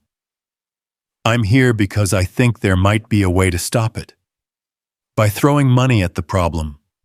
By proving that sustainable development can be more profitable than destructive development. By demonstrating that preserving community character and promoting economic growth aren't mutually exclusive goals. Ethan found himself studying Sophia with new eyes, trying to reconcile the woman who had spent 2 days asking thoughtful questions about small-town economics with the billionaire CEO who apparently held the fate of rural communities in her hands. You're talking about using Copper Creek as a counterexample. I'm talking about using Copper Creek as a proof of concept, a demonstration that rural revitalization can be accomplished without sacrificing the things that make rural communities worth preserving in the first place. And if it doesn't work, then Phoenix Development gets what they want. Titan Corporation expands their rural development program, and communities like Copper Creek become footnotes in quarterly earnings reports. Dr. Foster had been listening with the analytical attention she usually reserved for complex medical diagnoses. What exactly are you proposing? Sophia walked to the workbench where Ethan kept his laptop, an ancient machine that somehow still managed to connect to the internet on days when the service was working. May I? Ethan nodded, and Sophia opened the computer, her fingers moving across the keyboard with practiced efficiency. Within moments, she had pulled up a presentation that was obviously professional, comprehensive, and expensive. This is the Copper Creek Revitalization Initiative, she said, turning the screen so everyone could see. A comprehensive development plan that preserves existing businesses while creating new economic opportunities based on the community's authentic character and assets. The first slide showed an aerial photograph of Copper Creek as it currently existed, followed by architectural renderings that depicted the same streets and buildings, but enhanced and revitalized rather than replaced. Carter's Automotive remained in its current location, but with expanded facilities and updated equipment. Henderson's General Store retained its historic facade while incorporating modern retail concepts. Miguel's farm was shown as the centerpiece of an agritourism complex that included educational facilities and farm-to-table dining options. "You've been planning this the whole time," Mrs. Henderson said, her voice carrying a mixture of amazement and suspicion. "I've been planning something like this for months. What I didn't know until this week was whether Copper Creek was the right place to implement it. And now you do. Now I know that Copper Creek has something most communities have lost. People who still believe that taking care of each other is more important than maximizing individual profit. That's not just admirable, it's economically valuable in ways that most development models completely ignore." Ethan studied the renderings with growing amazement. The plans showed his garage not just preserved, but expanded with modern diagnostic equipment, additional service bays, and what appeared to be some kind of educational facility attached to the main building. "What's this part?" "The Southwest Automotive Heritage Center, a working museum where people can learn about automotive history while watching actual restoration work being performed. You'd be training apprentices in traditional mechanical skills while serving as the centerpiece of a heritage tourism program." Heritage tourism, people who travel specifically to experience authentic local culture and traditional crafts. The market for that kind of tourism is enormous and growing, especially among people who want alternatives to standardized vacation experiences. Miguel was staring at the renderings of his farm with obvious fascination. "Those buildings, what are they?" "Farm-to-table restaurant educational center for sustainable agriculture. Guest accommodations for people who want to experience working farm life. You'd still be growing the same crops you grow now, but you'd also be teaching people about sustainable farming, hosting agricultural workshops, and supplying a restaurant that serves cuisine based entirely on ingredients grown within 50 miles of Copper Creek. People would really come here for that. Miguel, there are people in Los Angeles and Phoenix who pay premium prices for vegetables that were grown by farmers they've never met, shipped hundreds of miles and sold in stores that look exactly like every other store in America. Imagine what they'd pay for vegetables they watched you grow, prepared by chefs they could talk to, served in a restaurant where they could see the fields where their food originated." Dr. Foster was examining the medical facility plans with obvious interest. "This looks like a combination clinic and wellness center. Telemedicine hub, wellness retreat, and traditional medical practice. You'd serve local patients just like you do now, but you'd also provide healthcare services for tourists and remote consultations for patients who want access to personalized medicine without the impersonal atmosphere of urban medical systems. The infrastructure requirements alone," Dr. Foster began, "are significant but manageable. High-speed internet, upgraded medical equipment, additional space for wellness programs, all covered by the development budget." Sheriff Bradley had been notably quiet during the presentation, but now he leaned forward with obvious concern. "This all sounds wonderful, but what's the catch? What does Lane Industries get out of this? A successful model for sustainable rural development that we can license to other communities facing similar challenges, plus a reputation for responsible development that differentiates us from competitors who only know how to build strip malls and truck stops. And if it fails, then I lose a significant investment and Copper Creek ends up exactly where it would have been if I'd never shown up." Sarah Miller had been studying the plans with growing excitement. "What about housing employment opportunities for people who aren't farmers or mechanics or doctors? Construction jobs during the development phase, service positions in the tourism and hospitality sectors afterward.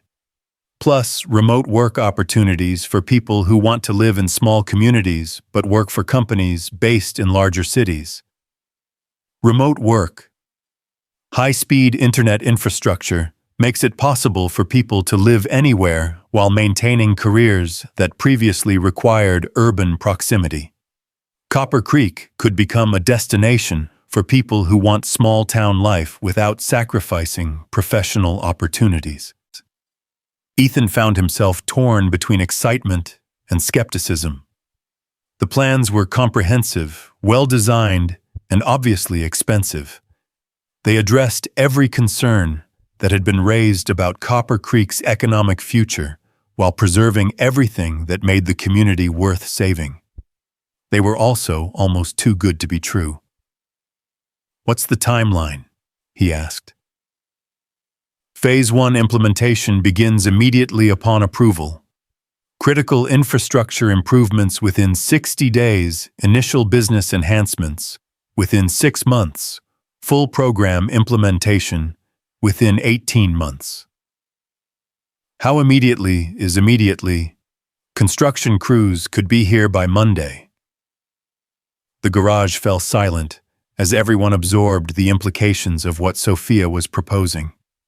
This wasn't just an alternative to Phoenix Development's truck stop. It was a complete reimagining of what rural economic development could look like.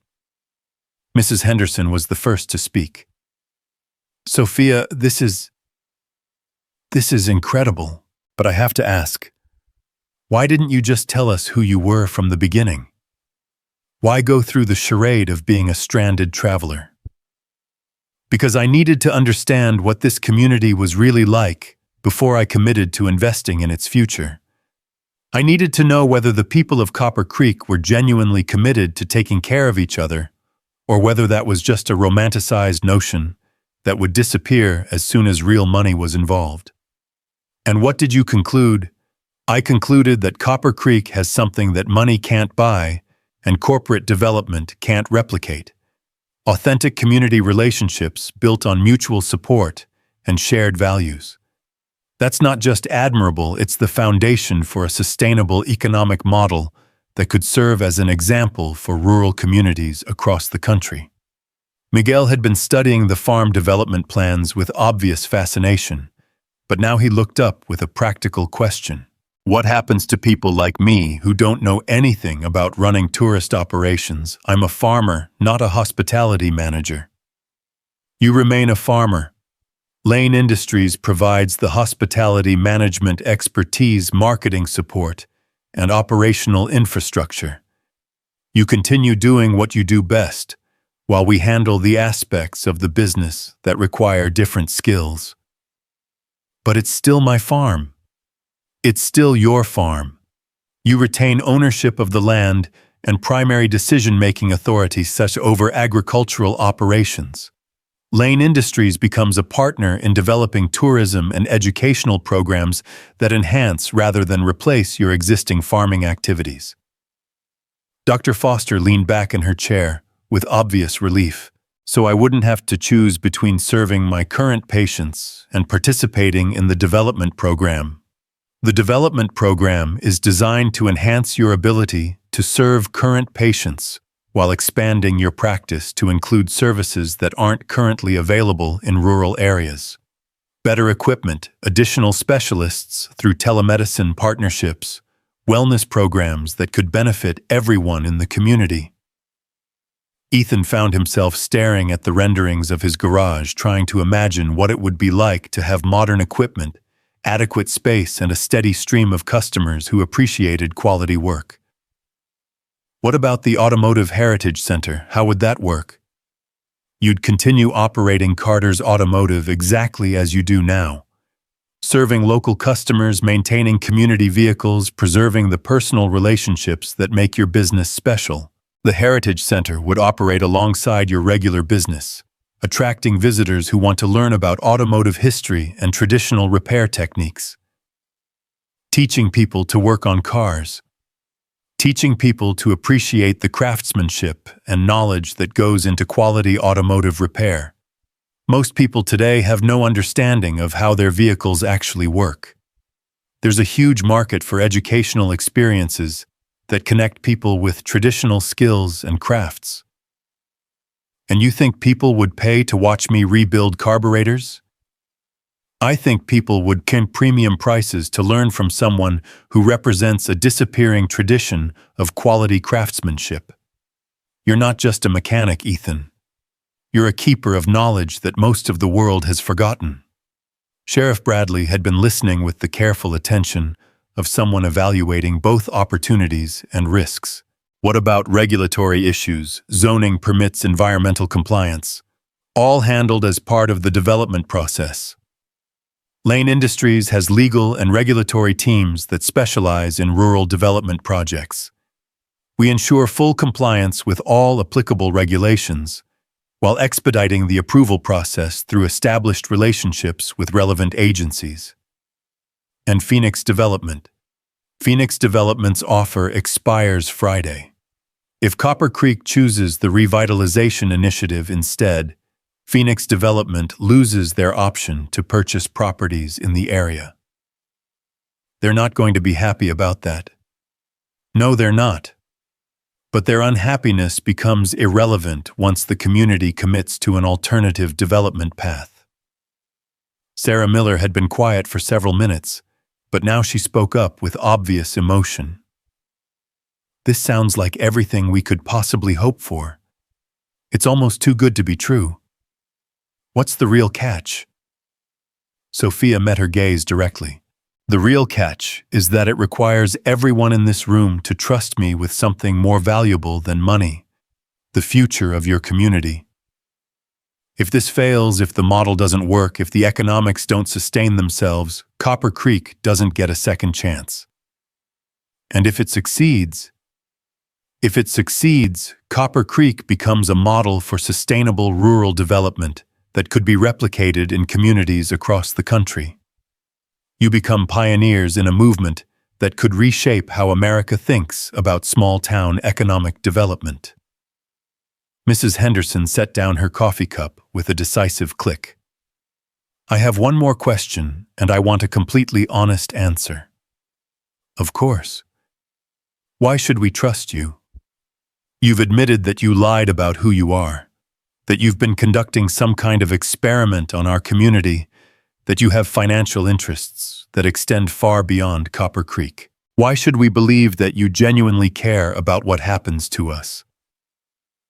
Sophia was quiet for a long moment, and when she spoke, her voice carried a vulnerability that hadn't been there before.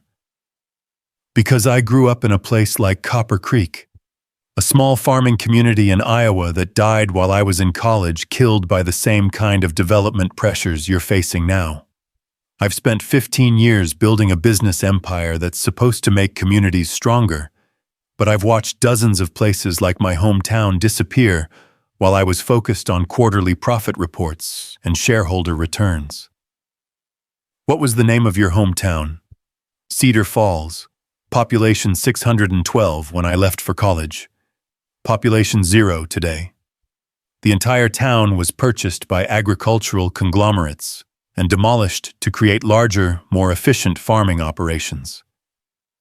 What happened to the people? Some moved to larger cities. Some found work with the agricultural companies that replaced their family farms. Most just disappeared into the anonymous landscape of modern America. Their stories, their traditions, their way of life, all gone as if they had never existed. The garage was completely silent now, the weight of Sophia's revelations settling over the group like a shroud. Everyone present understood the implications of what she was saying. Copper Creek was facing the same fate that had claimed her hometown, and dozens of others like it. So this is personal for you, Ethan said quietly. This is deeply personal for me. Copper Creek is my chance to prove that communities like this can survive and thrive without sacrificing everything that makes them worth preserving. It's my chance to prevent what happened to Cedar Falls from happening here. And if you say no, I respect your decision and leave town as quietly as I arrived.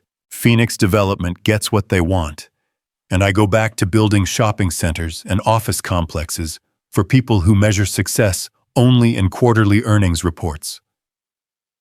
Miguel shifted in his chair, his weathered hands clasped tightly in his lap. How long do we have to decide? Phoenix Development's deadline is Friday. I need an answer by Thursday morning to have time to implement the alternative development plan. That's tomorrow. That's tomorrow. Dr. Foster leaned forward with obvious concern. What about the people who have already been considering Phoenix Development's offers? Mrs. Henderson, you said they made you an offer for the store. They did. A generous offer. And now, Mrs. Henderson looked around the garage at the faces of people who had been her neighbors, customers, and friends for more than 20 years. Now I'm wondering whether money is really the most important consideration. It's not just about money, Sarah Miller said quietly. It's about what kind of community we want Emma to grow up in. Do I want her to remember Copper Creek as a place where people took care of each other, or as a place where everyone sold out to the highest bidder? Sheriff Bradley had been listening with the careful attention of someone whose job required evaluating both immediate threats and long-term consequences. Sophia, what happens if some people choose your development plan and others choose to sell to Phoenix Development? The revitalization initiative only works if the entire community commits to it. If key property owners sell to Phoenix Development, the integrated tourism and heritage model becomes impossible to implement. So it's all or nothing. It's all or nothing. Ethan found himself staring at the laptop screen, studying the renderings that showed Copper Creek not as it was, but as it could become. The vision was compelling, professionally designed, and obviously expensive. It was also dependent on trusting someone who had spent 2 days lying about who she was, regardless of her reasons for doing so. I need to ask you something, he said to Sophia, and I need you to be completely honest. I'll try. If we agree to this, if we commit to your development plan, what happens to us? Do we become employees of Lane Industries? Do we lose control of our own businesses? Do we become tourist attractions, performing for people who come here to see how authentic small-town folk live? The question struck at the heart of everyone's deepest concern. That salvation might come at the cost of autonomy, that preservation might require surrendering the very independence that made Copper Creek worth preserving in the first place. You remain owners of your own businesses and properties, Sophia said firmly. Lane Industries provides infrastructure, marketing, and operational support, but decision-making authority remains with the community. This isn't about creating a theme park version of small-town life. It's about demonstrating that authentic communities can be economically sustainable without compromising their essential character. And if we want to end the partnership at some point, the development plan includes provisions for community buyout of Lane Industries' investment after 5 years. If the model is successful, if the community is economically stable, you can choose to continue the partnership or assume full control of the enhanced infrastructure. Mrs. Henderson stood up slowly, her movement drawing everyone's attention. I think we need to talk among ourselves before we make any decisions. Sophia, would you mind giving us some privacy? Of course. I'll be at Mrs. Henderson's if you need me. After Sophia left, the garage fell into a silence that was thick with tension and possibility. 6 people who had known each other for years, who had shared celebrations and tragedies, who had watched their community slowly decline despite their best efforts, now faced a decision that would determine whether Copper Creek had any future at all. Well, Sheriff Bradley said finally, I guess we need to figure out whether we trust her. The question isn't whether we trust her, Miguel said quietly. The question is whether we trust ourselves to make this work. What do you mean, Guang? She's offering us resources and expertise that could transform this community. But resources and expertise don't create success. People do. The question is whether we're prepared to work as hard for our own future as we've been working just to survive. Dr. Foster nodded slowly. Miguel's right. This isn't really about Sophia Lane or Lane Industries. This is about whether we believe Copper Creek is worth fighting for. Of course it's worth fighting for, Sarah Miller said with obvious emotion. But fighting and winning are two different things. What if we commit to this plan and it doesn't work? What if we end up losing everything anyway, but without the financial cushion that Phoenix Development's buyout would provide? What if we don't commit to it and spend the rest of our lives wondering what might have been? Mrs. Henderson countered. Ethan found himself thinking about his father, about the 43 years Big Jim Carter had spent building something meaningful in a place that most people drove past without a second thought. My dad used to say that the biggest risk in life isn't failing at something you believe in. It's succeeding at something that doesn't matter. What does that mean in practical terms? Dr. Foster asked. It means Phoenix Development's offer is safe. We take their money, we start over somewhere else, we probably end up financially better off than we are now. But we also end up as people who gave up on something we claimed to believe in. And Sophia's offer is a chance to prove that communities like this can survive and thrive without sacrificing everything that makes them special. It's risky, it's complicated, and it requires trusting someone we've known for 2 days.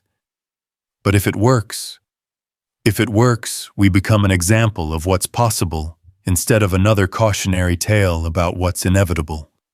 Miguel finished. Sheriff Bradley leaned back in his chair, his expression thoughtful. There's something else to consider. If Sophia is telling the truth about Phoenix Development being part of a larger strategy to transform rural communities across the Southwest, then what happens here could affect a lot more places than just Copper Creek. You mean we could be setting a precedent? I mean, if we prove that sustainable rural development is possible, other communities facing similar pressures might have alternatives they don't currently know exist. And if we fail, we make it easier for companies like Phoenix Development to convince other communities that resistance is futile, Mrs. Henderson said quietly. The weight of that responsibility settled over the group like a physical presence. They weren't just deciding the fate of Copper Creek, they were potentially influencing the future of rural America.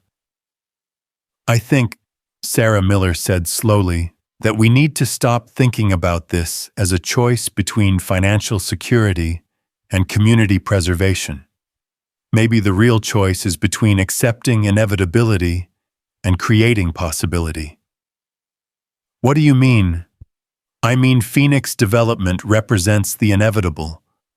Rural communities being consumed by corporate development that values efficiency over everything else. Sophia's plan represents possibility. The possibility that there are other ways to think about economic development, other ways to preserve what matters while still adapting to changing circumstances. Dr. Foster nodded slowly. And possibility is worth fighting for even when the odds are uncertain. Especially when the odds are uncertain, Ethan added. Because certainty is what Phoenix Development is offering, and we all know what their certainty looks like. Miguel stood up and walked to the garage's main entrance, looking out at Main Street, where the few remaining streetlights illuminated empty storefronts and cracked sidewalks. You know what convinced me? What? The way Sophia talked about my father's grave overlooking the north pasture. She understood that some things can't be measured in dollars and cents. Phoenix Development sees my farm as acreage and infrastructure. Sophia sees it as a place where stories live. Stories. The story of my father coming here from Sonora with nothing but determination and a willingness to work. The story of building something meaningful from desert dirt and endless hope. The story of surviving droughts and equipment failures and market crashes, because this land is more than just a business. It's home. Mrs. Henderson wiped her eyes with the back of her hand. That's what we're really choosing between, isn't it? Whether Copper Creek remains a place where stories live, or becomes another place where stories die. Then I guess the question is whether we believe our stories are worth preserving, Sheriff Bradley said, and whether we're willing to trust someone else to help us preserve them, Ethan added. As the evening wore on, the conversation gradually shifted from whether to accept Sophia's proposal to how to make it work. The decision, it seemed, had been made through the kind of collective understanding that comes to communities that have learned to read each other's thoughts and feelings across decades of shared experience. When Sophia returned to the garage an hour later, she found 6 people who looked exhausted but determined, united by a decision that would change their lives in ways they couldn't yet imagine. "We have an answer," Ethan said simply. "And welcome to Copper Creek, partner." The smile that spread across Sophia's face was unlike anything Ethan had seen from her in the past 3 days. Gone was the careful control, the measured responses, the strategic thinking that had characterized every interaction. For a moment, she looked like someone who had just been given the most precious gift imaginable. "Thank you," she said quietly, and her voice carried a weight of emotion that seemed to surprise even her. "You have no idea what this means." "Actually, I think we do," Mrs. Henderson replied, standing to embrace Sophia with the fierce affection she usually reserved for family members.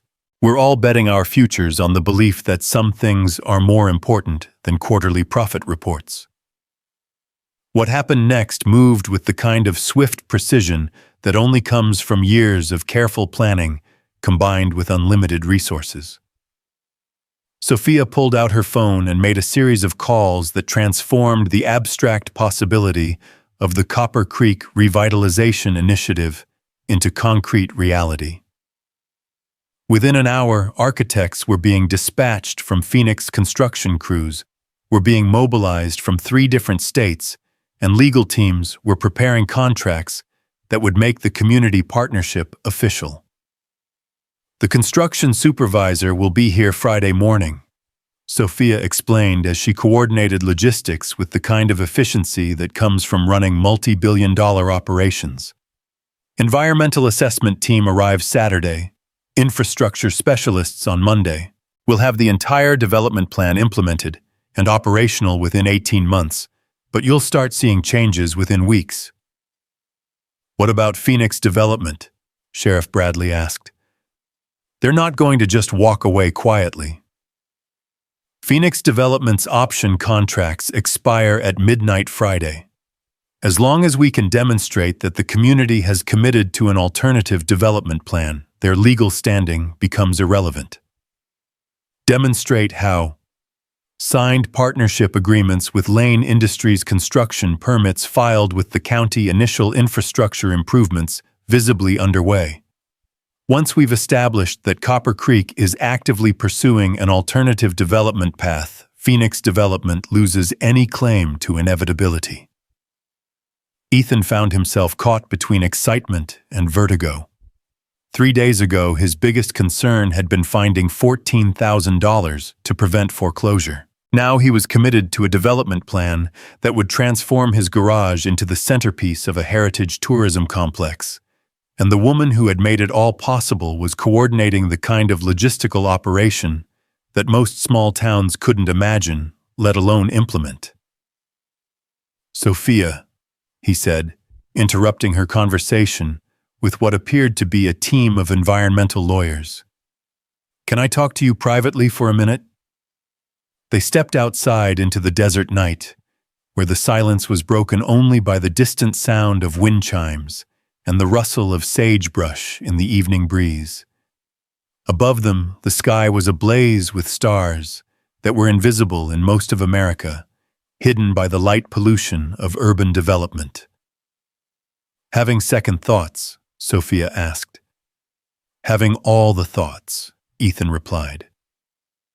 This morning I was a small-town mechanic facing bankruptcy. Tonight, I'm apparently a partner in a multi-million-dollar development project. That's a pretty significant adjustment. Adjustments are what make growth possible. And what if I'm not ready for this kind of growth? What if I'm not the person you think I am? Sophia turned to face him directly, and in the starlight, her expression was both gentle and determined. Ethan, you've spent the last 3 years keeping a failing business alive because you believed it was more important to serve your community than to maximize your own profit. You've fixed cars for people who couldn't pay because you understood that their transportation was more important than your cash flow. You've preserved your father's legacy not because it was easy, but because it was right. That doesn't make me qualified to run a heritage tourism center. That makes you exactly the kind of person who should run a heritage tourism center. People don't come to places like this to see perfect business operations. They come to meet authentic people who represent values that the rest of the world has forgotten. And what if I disappoint them? Then you'll handle the disappointment the same way you've handled every other challenge in your life, with integrity, determination, and a commitment to doing right by the people who depend on you. As they talked, the lights in Mrs. Henderson's store across the street went out, followed shortly by the lights in Dr. Foster's clinic and the few other buildings that still showed signs of life after dark. Copper Creek was settling into its usual evening quiet, unaware that everything was about to change. "There's something I need to tell you," Sophia said suddenly. "What? The motorcycle breaking down wasn't an accident." Ethan stared at her. "What do you mean?" "I mean I disabled the fuel injection system before I got to Copper Creek. I needed a reason to stay in town long enough to evaluate the community and the development potential." The revelation hit Ethan like a physical blow. "You've been lying about everything. Not everything. Not about why this matters to me, not about what I think this community could become, not about believing that authentic relationships are more valuable than quarterly profit reports. But you manipulated the whole situation. You created a crisis so you could position yourself as the solution. I created an opportunity to understand what this community was really like before I committed to investing in its future. If I had rolled into town in a corporate limousine and announced that I was a billionaire CEO with a development plan, how would you have reacted?" Ethan considered the question honestly. "We probably would have assumed you were another version of Phoenix Development." "Exactly. You would have been polite, cautious, and completely unwilling to share the kind of honest information I needed to design a development plan that actually serves your community's needs. So you decided to spy on us instead. I decided to get to know you. Real knowledge, not the sanitized version people give to corporate executives they're trying to impress or placate." Ethan found himself torn between anger and understanding. The deception was significant, but the results had been extraordinary. Without Sophia's intervention, Copper Creek would have faced an impossible choice between economic survival and community preservation. Now they had a path forward that offered both. "Why are you telling me this now?" "Because partnerships require honesty, even when that honesty is uncomfortable. If we're going to work together to make this project successful, you need to know exactly who you're dealing with." "And who am I dealing with?" "Someone who has the resources to make this project work, the experience to avoid the mistakes that kill most rural development initiatives, and the personal motivation to ensure that Copper Creek doesn't end up like Cedar Falls. Someone who also manipulates situations to get what she wants. Someone who understands that sometimes you have to create opportunities instead of waiting for them to appear naturally." As they stood in the desert darkness, Ethan realized that his anger was being replaced by something more complex. A recognition that Sophia's deception had been motivated by the same commitment to protecting Copper Creek that had driven his own willingness to work for free to extend credit. He couldn't afford to sacrifice his own financial security for the sake of community preservation. "What happens now?" he asked. "Now we prove that sustainable rural development is possible. We show that communities like Copper Creek can thrive without sacrificing their essential character. We demonstrate that authenticity and economic viability aren't mutually exclusive. And if we fail, at least we fail fighting for something we believe in instead of surrendering to something we despise." The next morning arrived with the kind of chaotic energy that comes when abstract plans begin transforming into concrete reality. Ethan was at the garage by 6 o'clock, partly out of habit, and partly because sleep had been impossible after the revelations of the previous evening. He was rebuilding Sarah Miller's transmission when the first truck arrived, a massive vehicle carrying surveying equipment and operated by two men who obviously knew exactly what they were doing. "You, Ethan Carter?" the driver asked, consulting a tablet that appeared to contain detailed information about the entire development project. "That's me. Frank Morrison Construction. We're here to conduct the initial site assessment for the Automotive Heritage Center expansion." "Already?" "Ma'am Lane doesn't believe in wasting time. We've got environmental specialists arriving this afternoon, architectural team tomorrow morning, and infrastructure assessment team on Monday. Full construction crew mobilizes next Wednesday."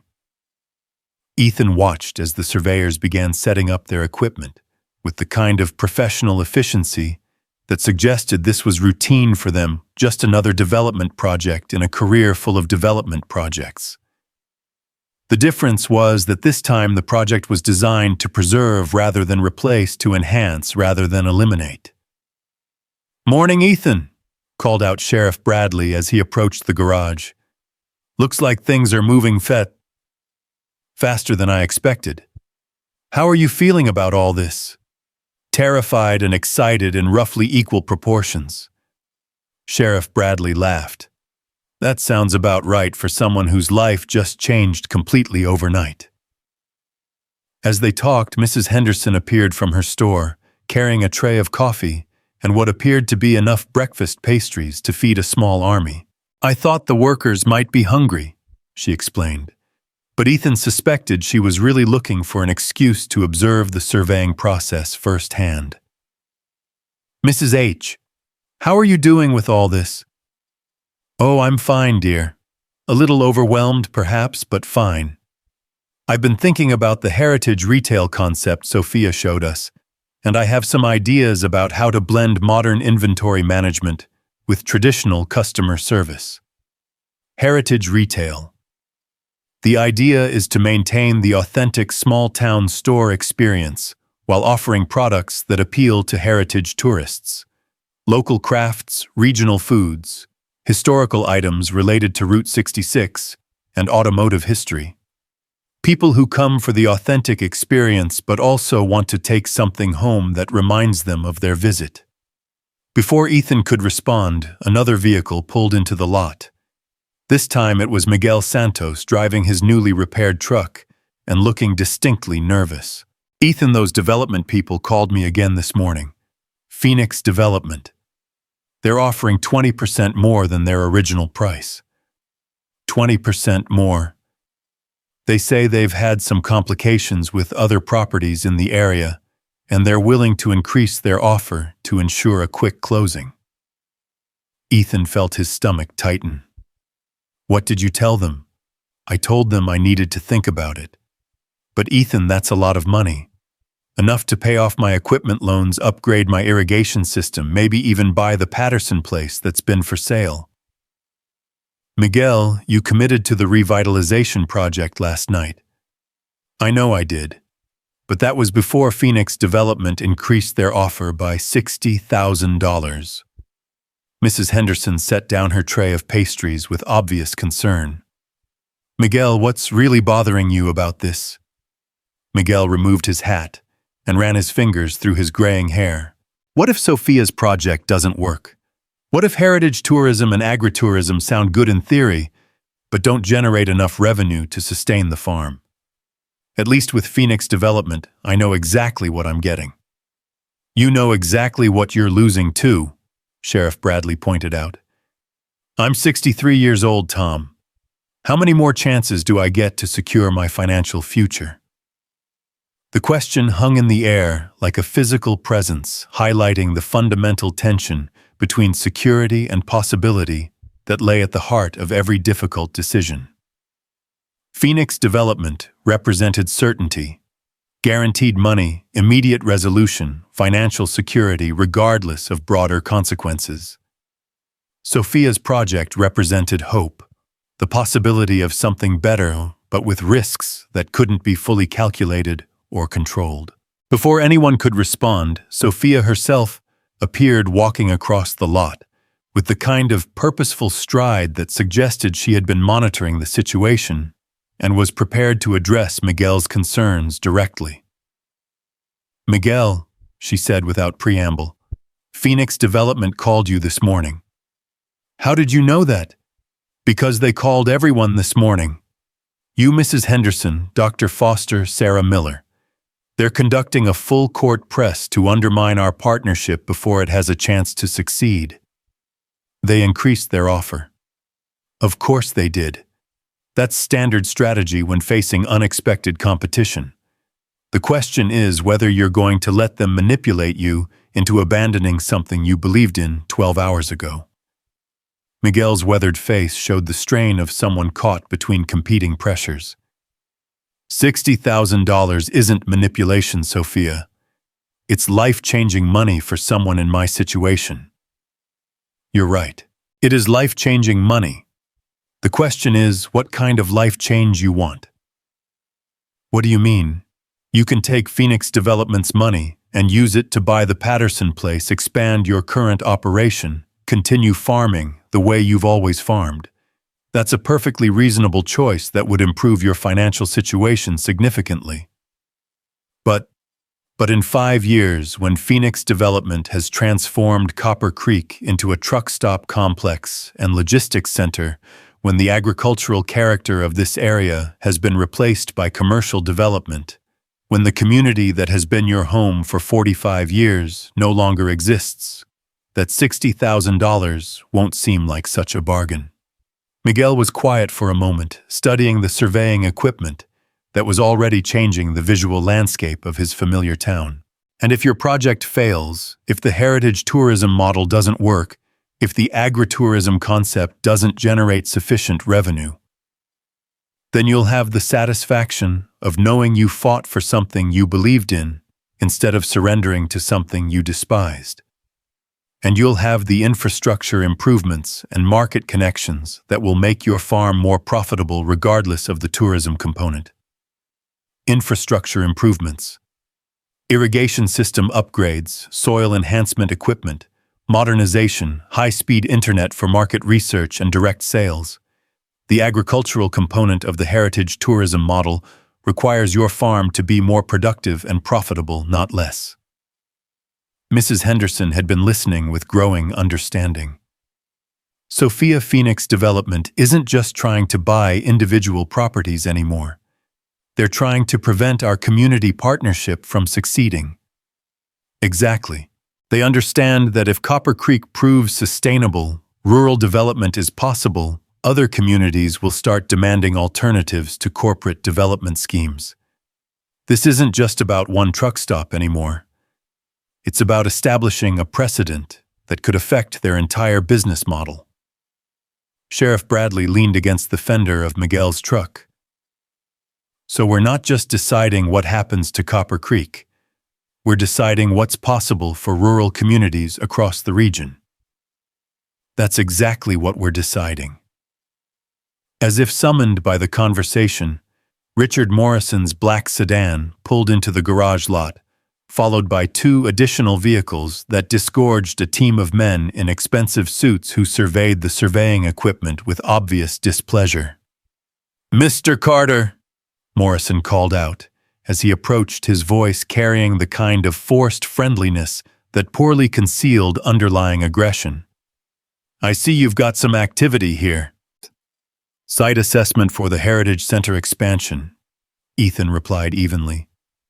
"Heritage Center, part of the Copper Creek Revitalization Initiative, community-based sustainable development focused on heritage tourism and agricultural preservation." Morrison's expression shifted almost imperceptibly, revealing a flash of something that might have been alarm before the professional mask reasserted itself.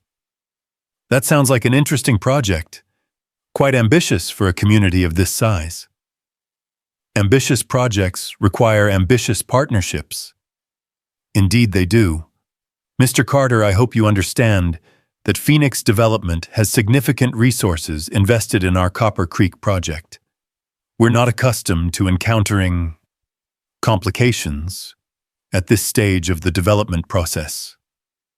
I'm sure you'll adapt." Morrison turned his attention to Miguel, his smile becoming more pointed. "Mr. Santos, I trust you've had time to consider our revised offer." "I'm still thinking about it." "I hope you'll think quickly. Market conditions can change rapidly, and opportunities have a way of disappearing when they're not promptly embraced."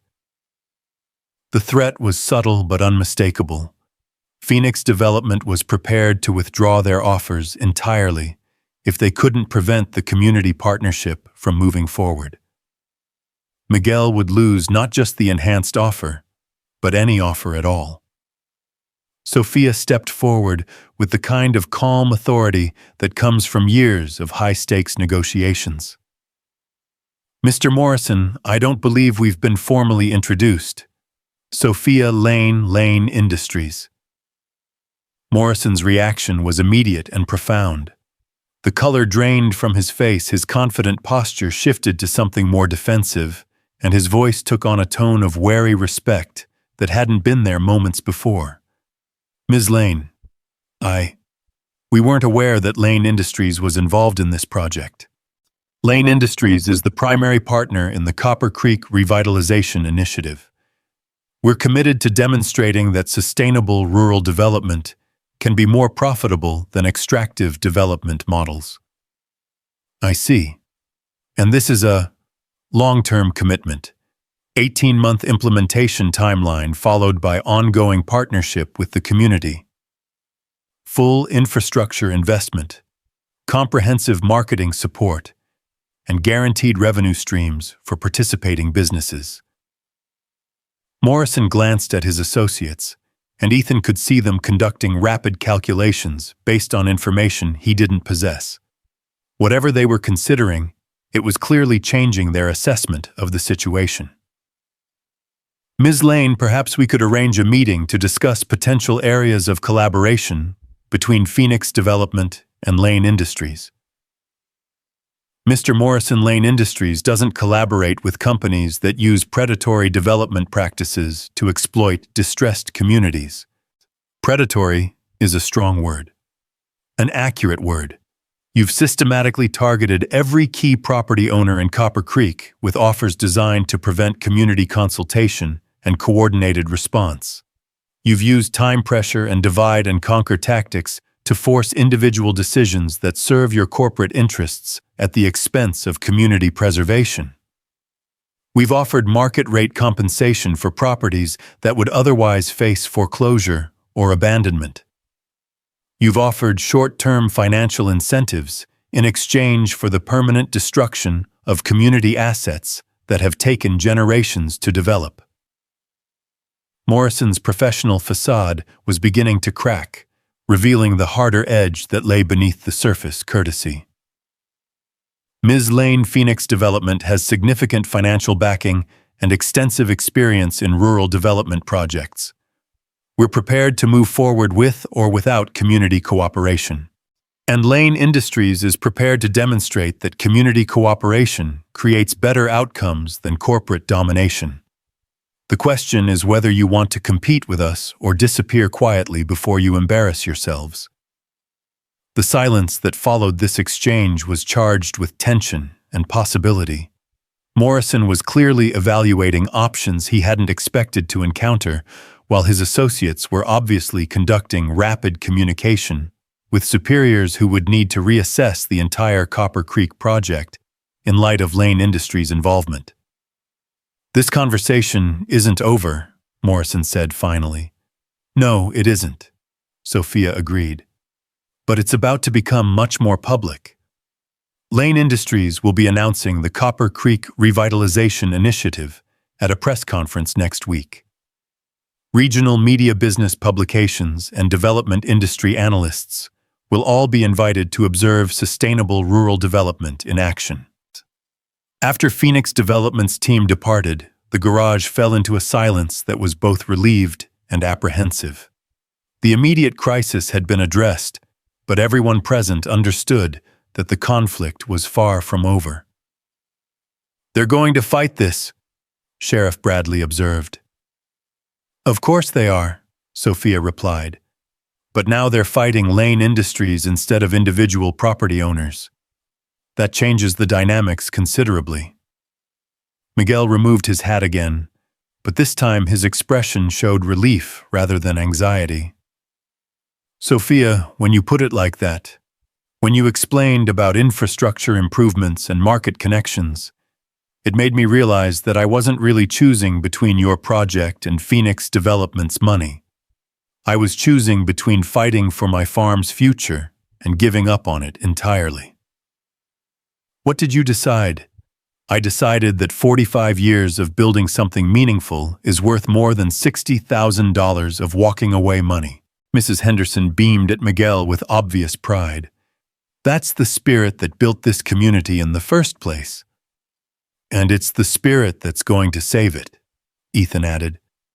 As the morning progressed, the transformation of Copper Creek from abstract possibility to concrete reality became increasingly visible. Surveying crews marked locations for infrastructure improvements. Environmental specialists conducted soil and water assessments, and architectural teams began detailed measurements of existing buildings.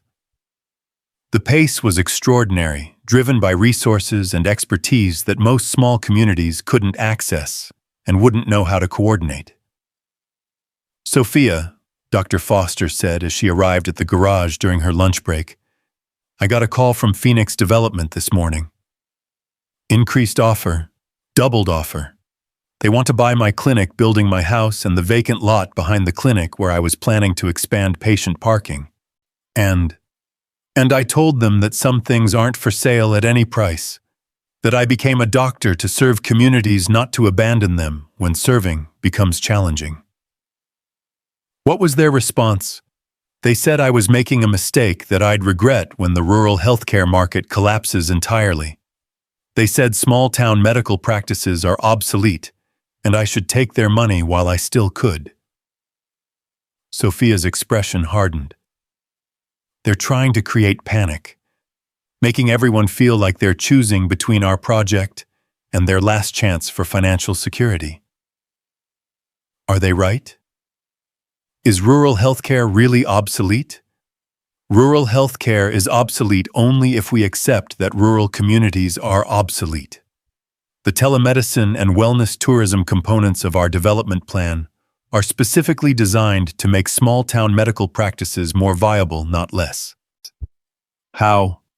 By expanding your patient base beyond the immediate geographic area, by providing technology that allows you to offer specialized services through remote consultation, by creating revenue streams that don't depend entirely on local residents who may struggle to pay for healthcare." Dr. Foster nodded slowly. "You're talking about making rural healthcare financially sustainable by connecting it to broader markets.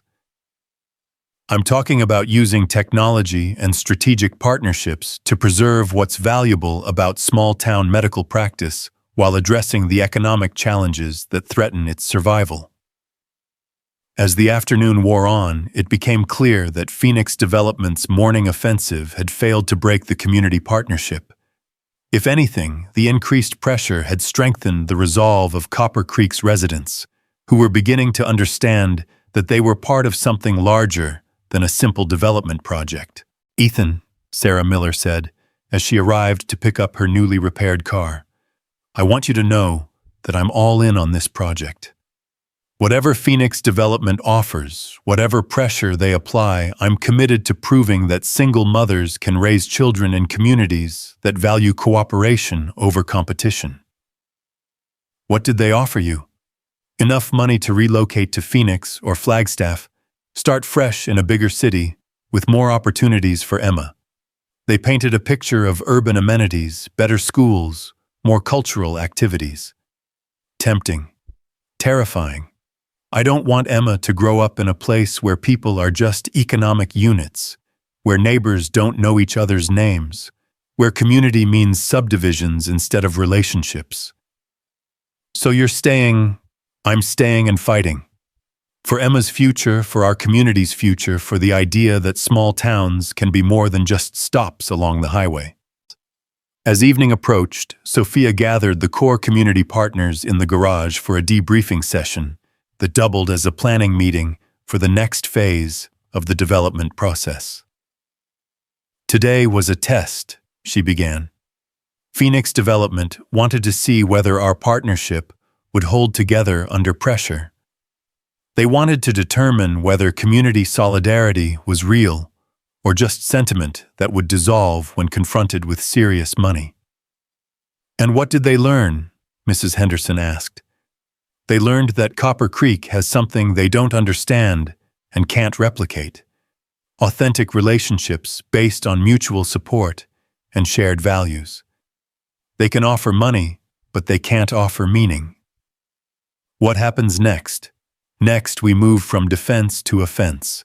We stop reacting to their pressure and start implementing our own vision. Construction begins Monday, marketing campaign launches Wednesday, and by the end of next week, Copper Creek will be demonstrating what sustainable rural development actually looks like. Miguel leaned forward with obvious interest. "What kind of marketing campaign?" "Social media documentation of the development process, regional press coverage of the Heritage Tourism Initiative Partnership. Announcements with organizations that serve the kind of customers who value authentic experiences.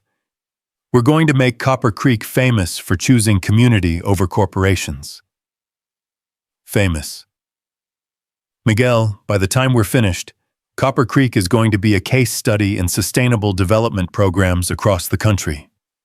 Tourism boards, rural development agencies, and community organizers are going to be studying what we accomplish here." Sheriff Bradley looked around the garage that had served as the epicenter for the most important decision in Copper Creek's history. 6 months ago, this town was dying quietly.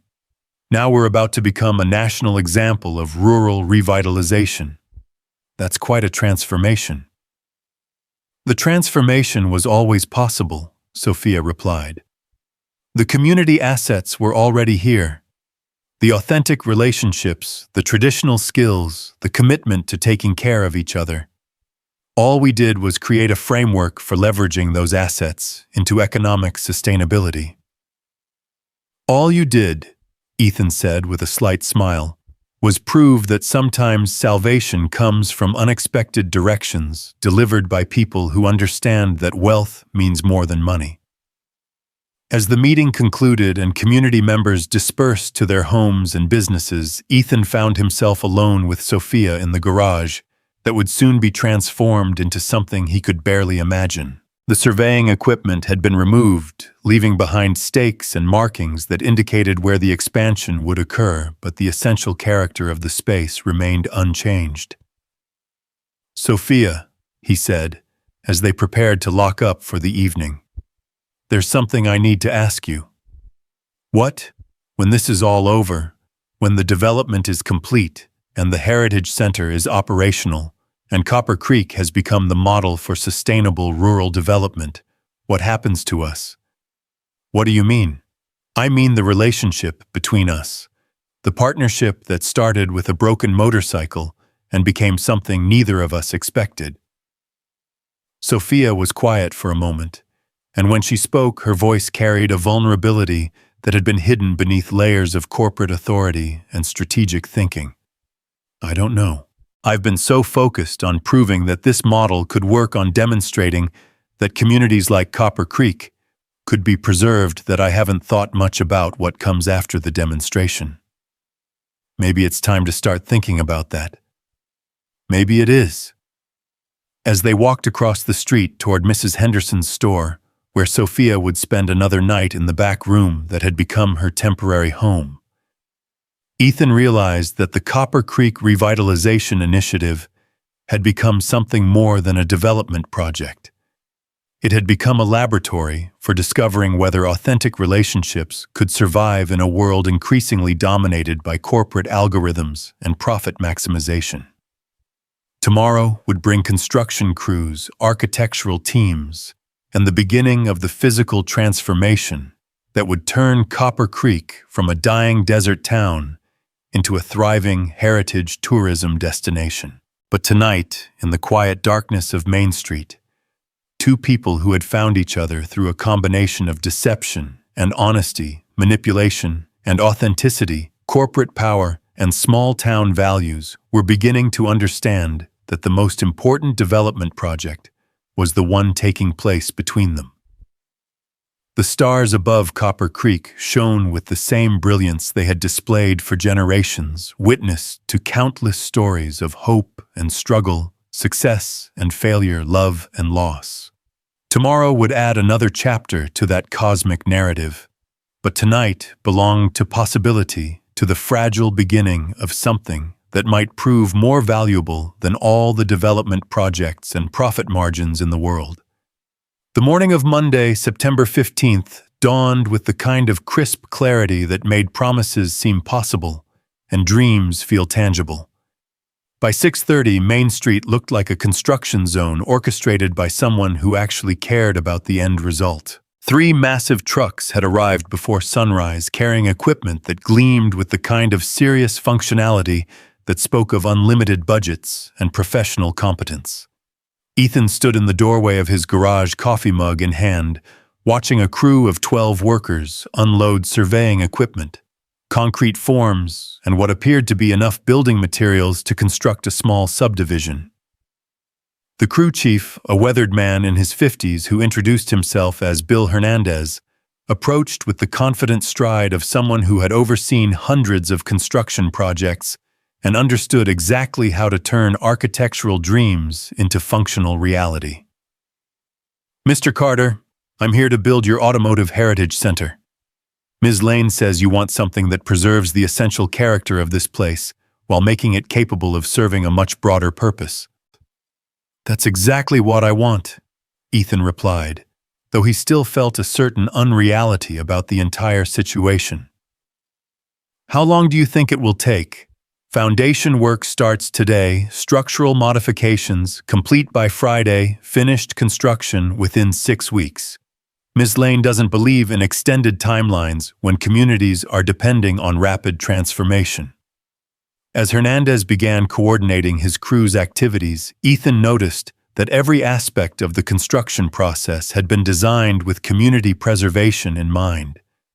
The workers were careful to minimize disruption to his ongoing automotive repair business.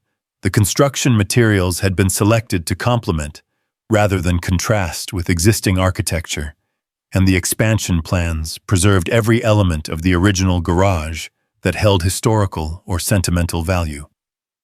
"Ethan, Mrs. Henderson called from across the street, her voice carrying the kind of excitement usually reserved for major holidays or unexpected good news. "Come see what they're doing to the store." Ethan crossed Main Street to find Mrs. Henderson's general store in the early stages of what appeared to be a complete but respectful renovation. The original facade was being preserved and restored, but the interior was being reconfigured to accommodate both traditional general store functions and the heritage retail concepts that would serve the tourism market. "They're keeping the original shelving," Mrs. Henderson explained with obvious delight, but adding modern inventory management systems and point-of-sale technology. They're preserving the old-fashioned customer service counter where people can sit and talk, but incorporating wireless internet and comfortable seating for visitors who want to spend time here. And you're comfortable with all these changes? Comfortable. Ethan, I'm thrilled. For 23 years, I've been watching this store slowly lose customers to big box retailers and online shopping. Now I'm going to be part of a tourism destination that celebrates exactly the kind of personal service and community connection that chain stores can't provide. As they talked, Miguel Santos approached from the direction of his farm, his usual work clothes replaced by what appeared to be his best shirt and newest jeans. His weathered face showed a mixture of excitement and nervous energy that suggested something significant was happening. Ethan, Mrs. Henderson, you need to come see what they're doing at the farm. They followed Miguel to his pickup truck, which had been transformed into an impromptu tour vehicle with additional seating that allowed him to transport visitors around his agricultural operation. The drive to Miguel's farm took only 10 minutes, but it revealed a landscape that was already being transformed by the kind of infrastructure improvements that most rural operations could never afford. New irrigation system arrived this morning, Miguel explained as they toured fields that were being prepared for the agritourism program. Drip irrigation technology that reduces water consumption by 40% while increasing crop yields, plus soil enhancement and organic certification support that will allow me to charge premium prices for produce that meets heritage tourism standards. Heritage tourism standards. Sustainable farming practices, traditional varieties, educational component that teaches visitors about agricultural history and modern, sustainable techniques. People want to understand where their food comes from, how it's grown, why traditional farming methods matter. The farm-to-table restaurant construction site was located on a slight rise that overlooked both Miguel's fields and the distant silhouette of Copper Creek. The building design was elegant but unpretentious, incorporating materials and architectural elements that reflected regional traditions while providing modern functionality for commercial food service. The restaurant opens in 8 weeks, Miguel continued. Chef arrives next month to begin menu development based on crops I'm growing specifically for the restaurant. Everything served will be grown within 50 miles of where people are eating it. As they returned to town, Ethan found himself marveling at the pace and scope of the transformation. In less than a week, Sophia had orchestrated changes that were reshaping not just the physical landscape of Copper Creek, but the economic possibilities for everyone who lived there. Miguel, he said as they parked near the garage, how are you feeling about all this? Terrified and excited, Miguel replied with a laugh, but mostly grateful. Grateful that someone believed this place was worth saving. Grateful that my farm has a future that doesn't involve selling to developers. Grateful that my grandchildren might actually have a reason to stay in Copper Creek instead of moving to Phoenix. Your grandchildren. My daughter Maria called this morning. She's been working as an accountant in Tucson for 8 years, but she's interested in moving back to help manage the agricultural tourism program. Says she wants her kids to grow up in a place where community actually means something. The news that Copper Creek might actually start attracting young families instead of losing them was perhaps the most encouraging development of all. Rural communities across America were struggling with population decline as young people left for urban opportunities and never returned. The possibility that the heritage tourism model might reverse that trend was worth more than any amount of development revenue. That afternoon brought a visitor that none of them had expected. Dr. Amanda Foster was conducting a routine checkup on elderly Pete Morrison when she noticed a car with California license plates parked outside her clinic. The driver was a woman in her 30s who entered the clinic with the kind of purposeful energy that suggested serious business rather than casual tourism. Dr. Foster, I'm Jessica Chen, medical correspondent for the Los Angeles Times.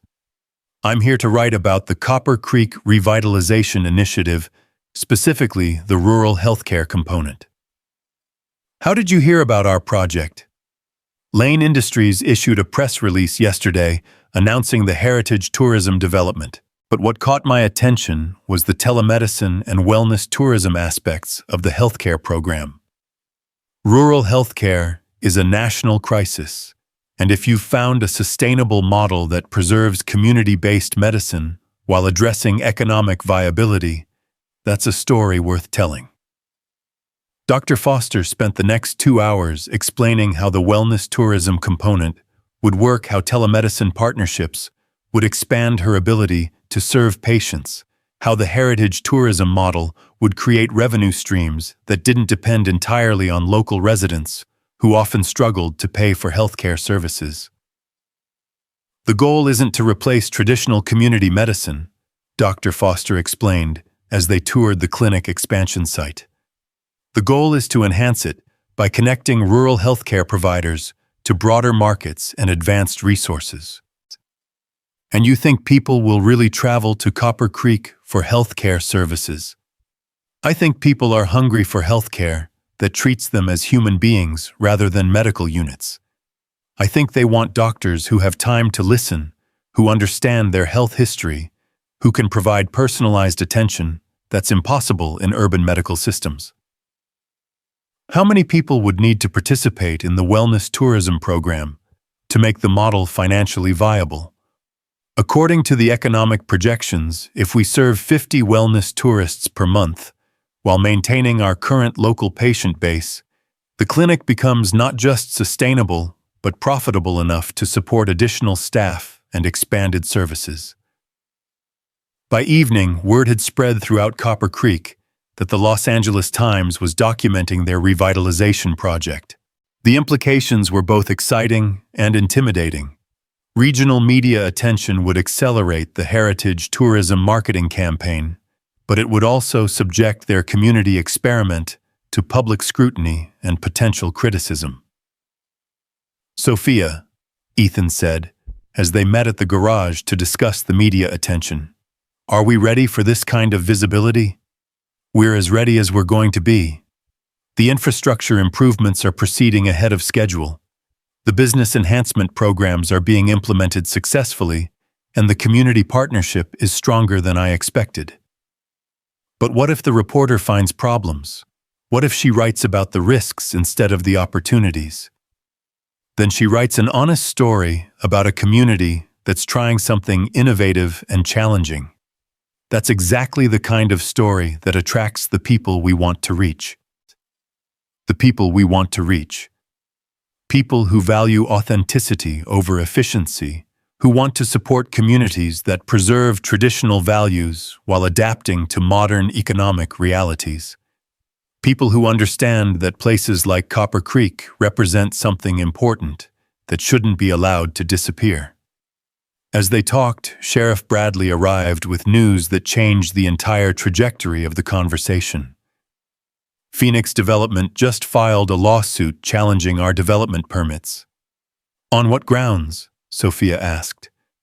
They claim that Lane Industries' rapid permit approval process violated county regulations, requiring extended public comment periods for major development projects.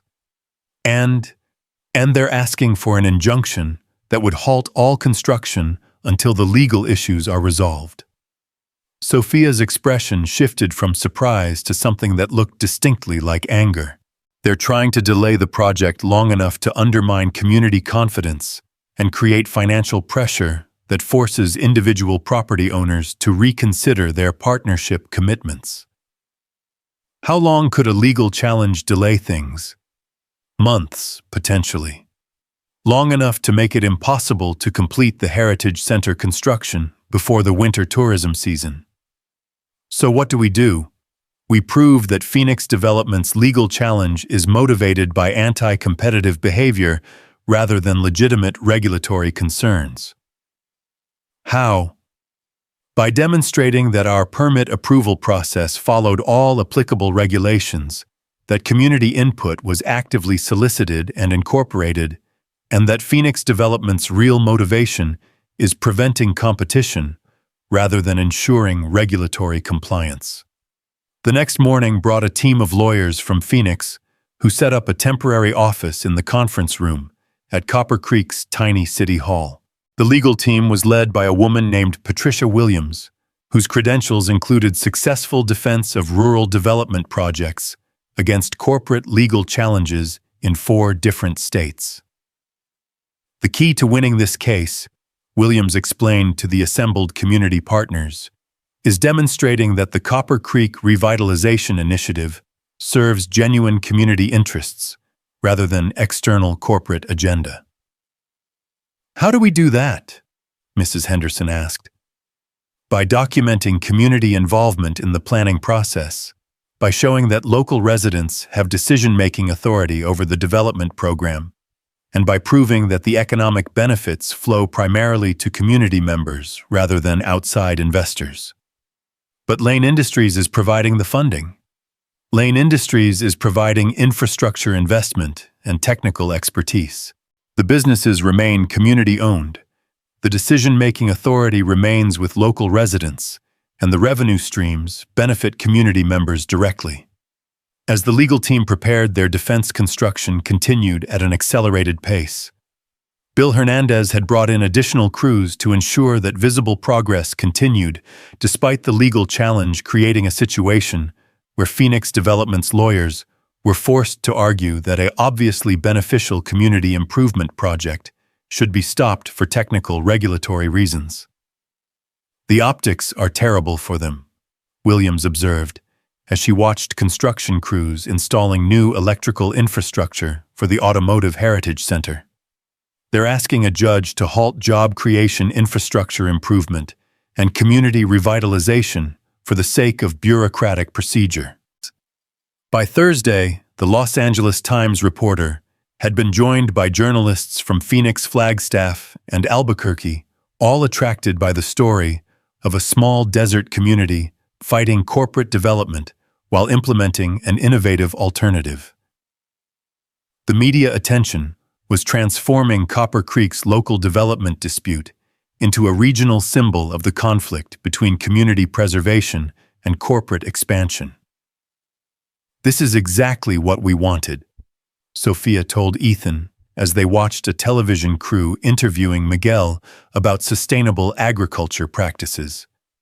Regional media coverage that positions Copper Creek as a model for rural revitalization rather than just another development project. "Are you sure about that? Some of the coverage has been pretty critical." Critical coverage keeps the story honest and builds credibility with the people we want to attract. Heritage tourists aren't looking for perfect communities. They're looking for authentic communities that are grappling with real challenges in innovative ways. The legal hearing was scheduled for Friday morning at the county courthouse in Flagstaff, 30 miles east of Copper Creek. The entire community caravan made the trip, filling the courthouse parking lot with pickup trucks, farm vehicles, and the various cars that Ethan had been keeping running through mechanical skill and stubborn determination. Judge Margaret Rodriguez had been hearing rural development disputes for 15 years, and her reputation suggested someone who valued substance over procedure, community benefit over corporate convenience. The hearing began with Phoenix Development's lawyers arguing that Lane Industries' rapid permit approval process had violated county regulations requiring extended public comment periods. "Your Honor," the lead Phoenix Development attorney argued, "this development project affects the entire character and economic future of Copper Creek. Such significant changes require extensive community consultation and regulatory review that simply hasn't occurred." Patricia Williams rose to respond with the kind of controlled fury that comes from defending communities against corporate legal manipulation. "Your Honor, Phoenix Development's concern for community consultation is remarkable, considering that their own development plan was formulated without any community input whatsoever. They're asking this court to halt a community-driven revitalization project because it interferes with their plan to transform Copper Creek into a truck stop complex against the expressed wishes of community residents. Can you document community support for the Lane Industries project? We can, Your Honor. Every property owner affected by the development program has signed partnership agreements. Every business owner has committed to participation in the Heritage Tourism Initiative. The project has unanimous community support. And can Phoenix Development document community support for their truck stop proposal? The Phoenix Development attorney's hesitation was answer enough. Your Honor, our project represents sound economic development that would benefit the broader region regardless of whether individual community members initially embrace the opportunity.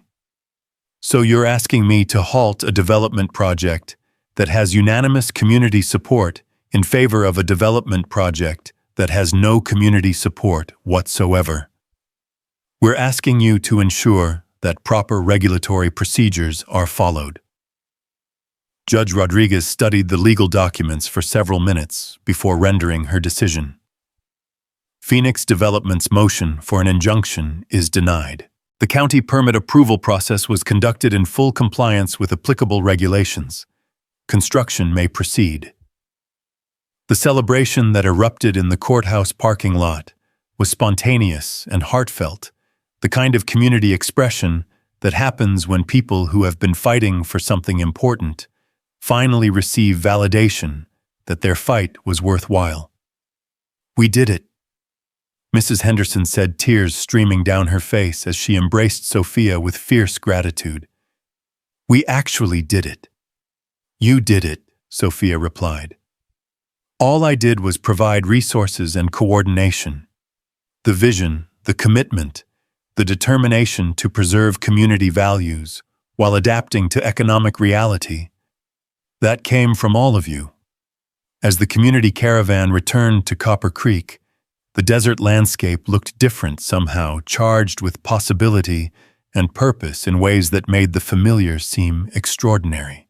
The late afternoon sun painted the mountains in shades of gold and crimson, creating a backdrop that seemed designed to celebrate new beginnings and successful conclusions. 6 months later, Copper Creek had become exactly what Sophia had envisioned.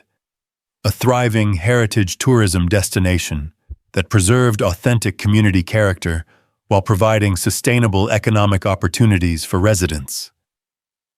The Automotive Heritage Center was booked with educational tours and restoration workshops 3 months in advance. Miguel's agritourism program was hosting visitors from across the Southwest who came to learn about sustainable farming while enjoying farm-to-table dining experiences. Dr. Foster's wellness tourism program was serving patients who traveled from urban areas specifically to receive personalized health care in a community setting. But more than that, Copper Creek had become something that couldn't be measured in tourism revenue or development statistics. It had become a place where young people returned to raise families, where elderly residents could age with dignity and community support, where traditional values and modern innovation coexisted in ways that enhanced rather than contradicted each other. Ethan, Sophia said as they stood in the Heritage Center on a Thursday evening in March, watching a group of teenagers from Phoenix learn carburetor rebuilding techniques from a master mechanic who understood that teaching was as important as fixing. Do you remember what you said about your father's definition of success? That a man's worth isn't measured by what he accumulates, but by what he contributes. What do you think he would say about what we've accomplished here? Ethan looked around the Heritage Center that bore his father's name, filled with young people learning traditional skills, supported by a community that had chosen preservation over profit and authenticity over efficiency. I think he'd say that sometimes the most important thing you can contribute is proof that alternatives are possible. And what do you think about what we've accomplished? The question carried weight that extended beyond the development project, beyond the successful transformation of Copper Creek from dying desert town to thriving heritage destination. It was a question about the relationship that had developed between a small-town mechanic and a billionaire CEO who had discovered that wealth meant more than money, that success required more than profit margins, that love could grow in the space between deception and honesty, between manipulation and authenticity. "I think," Ethan said slowly, "that we've proved something that Phoenix Development and companies like them don't understand." "What's that?" "That the most valuable things in life can't be bought or sold. They can only be built, preserved, and shared with people who understand their worth." Sophia moved closer to him, her hand finding his, in the gesture that had become natural over months of working together to build something that neither of them could have accomplished alone. "And what are the most valuable things?" "Community, authenticity, relationships based on mutual respect and shared purpose, the knowledge that what you're doing matters to people you care about. Anything else? Love." Ethan said, finally speaking the word that had been implicit in every conversation, every shared decision, every moment, when two very different people had chosen to trust each other with something more precious than money or status or corporate success. Love that grows not from convenience or proximity, but from recognition. Recognition that the other person shares your deepest values even when those values require sacrifice. Even when those values require giving up a billionaire lifestyle to live in a desert town with a population of 847. Even when those values require to believing that a small-town mechanic might be worth more than all the corporate executives and board members and strategic partners in the world.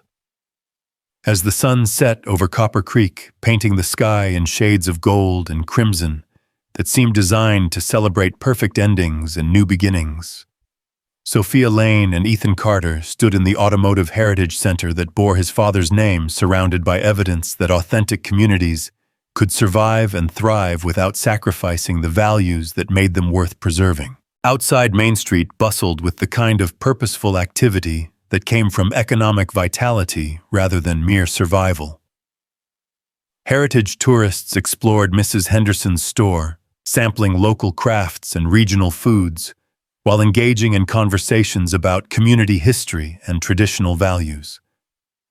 Agricultural tourists returned from Miguel's farm with vegetables they had helped harvest and stories about sustainable farming practices they planned to implement in their own communities.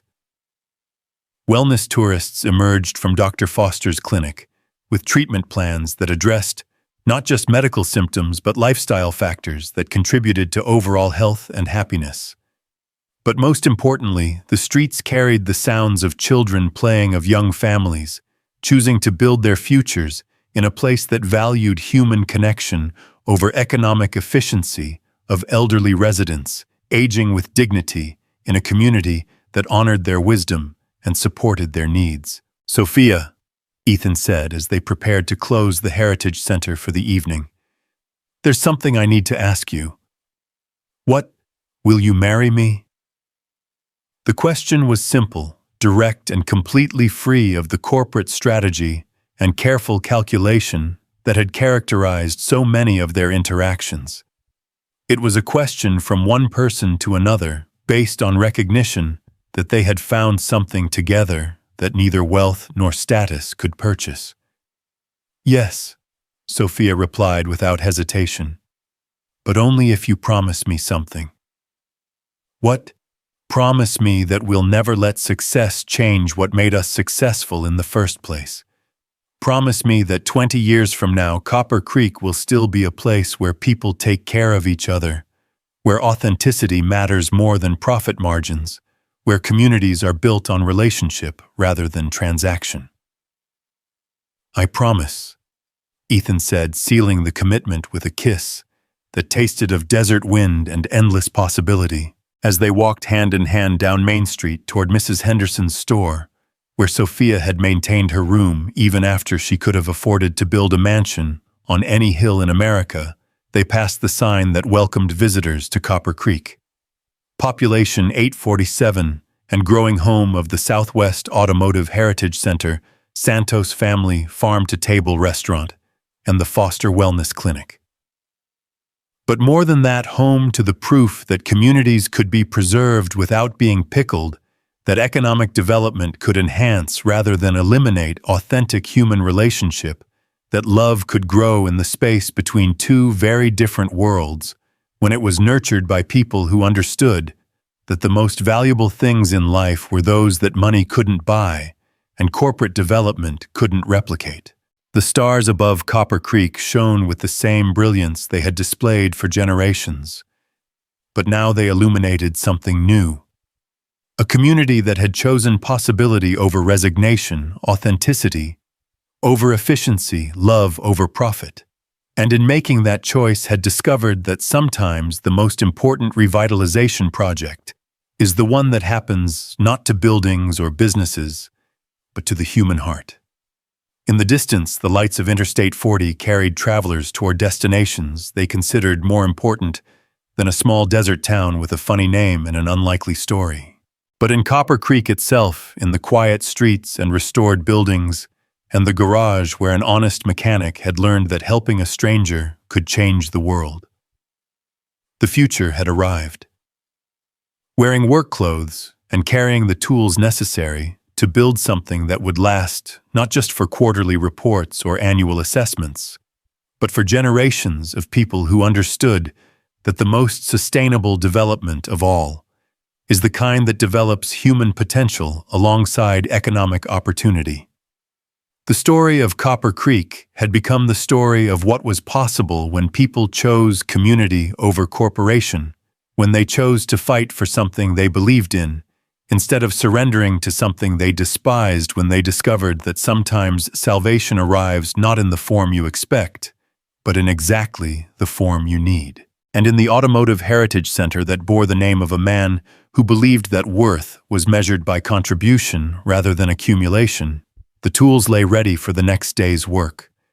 The work of proving that authentic communities could thrive, that traditional values could coexist with modern innovation, that love could bridge any gap between different worlds when it was built on the foundation of shared purpose and mutual respect. The Copper Creek Revitalization Initiative had succeeded beyond anyone's projections, but its greatest success was not measured in tourism revenue or development statistics. Its greatest success was measured in the faces of children who would grow up believing that community was possible, in the voices of young couples planning futures in a place that valued relationship over transaction, in the quiet satisfaction of people who had fought for something important and discovered that sometimes when you fight for the right reasons with the right people, you actually win.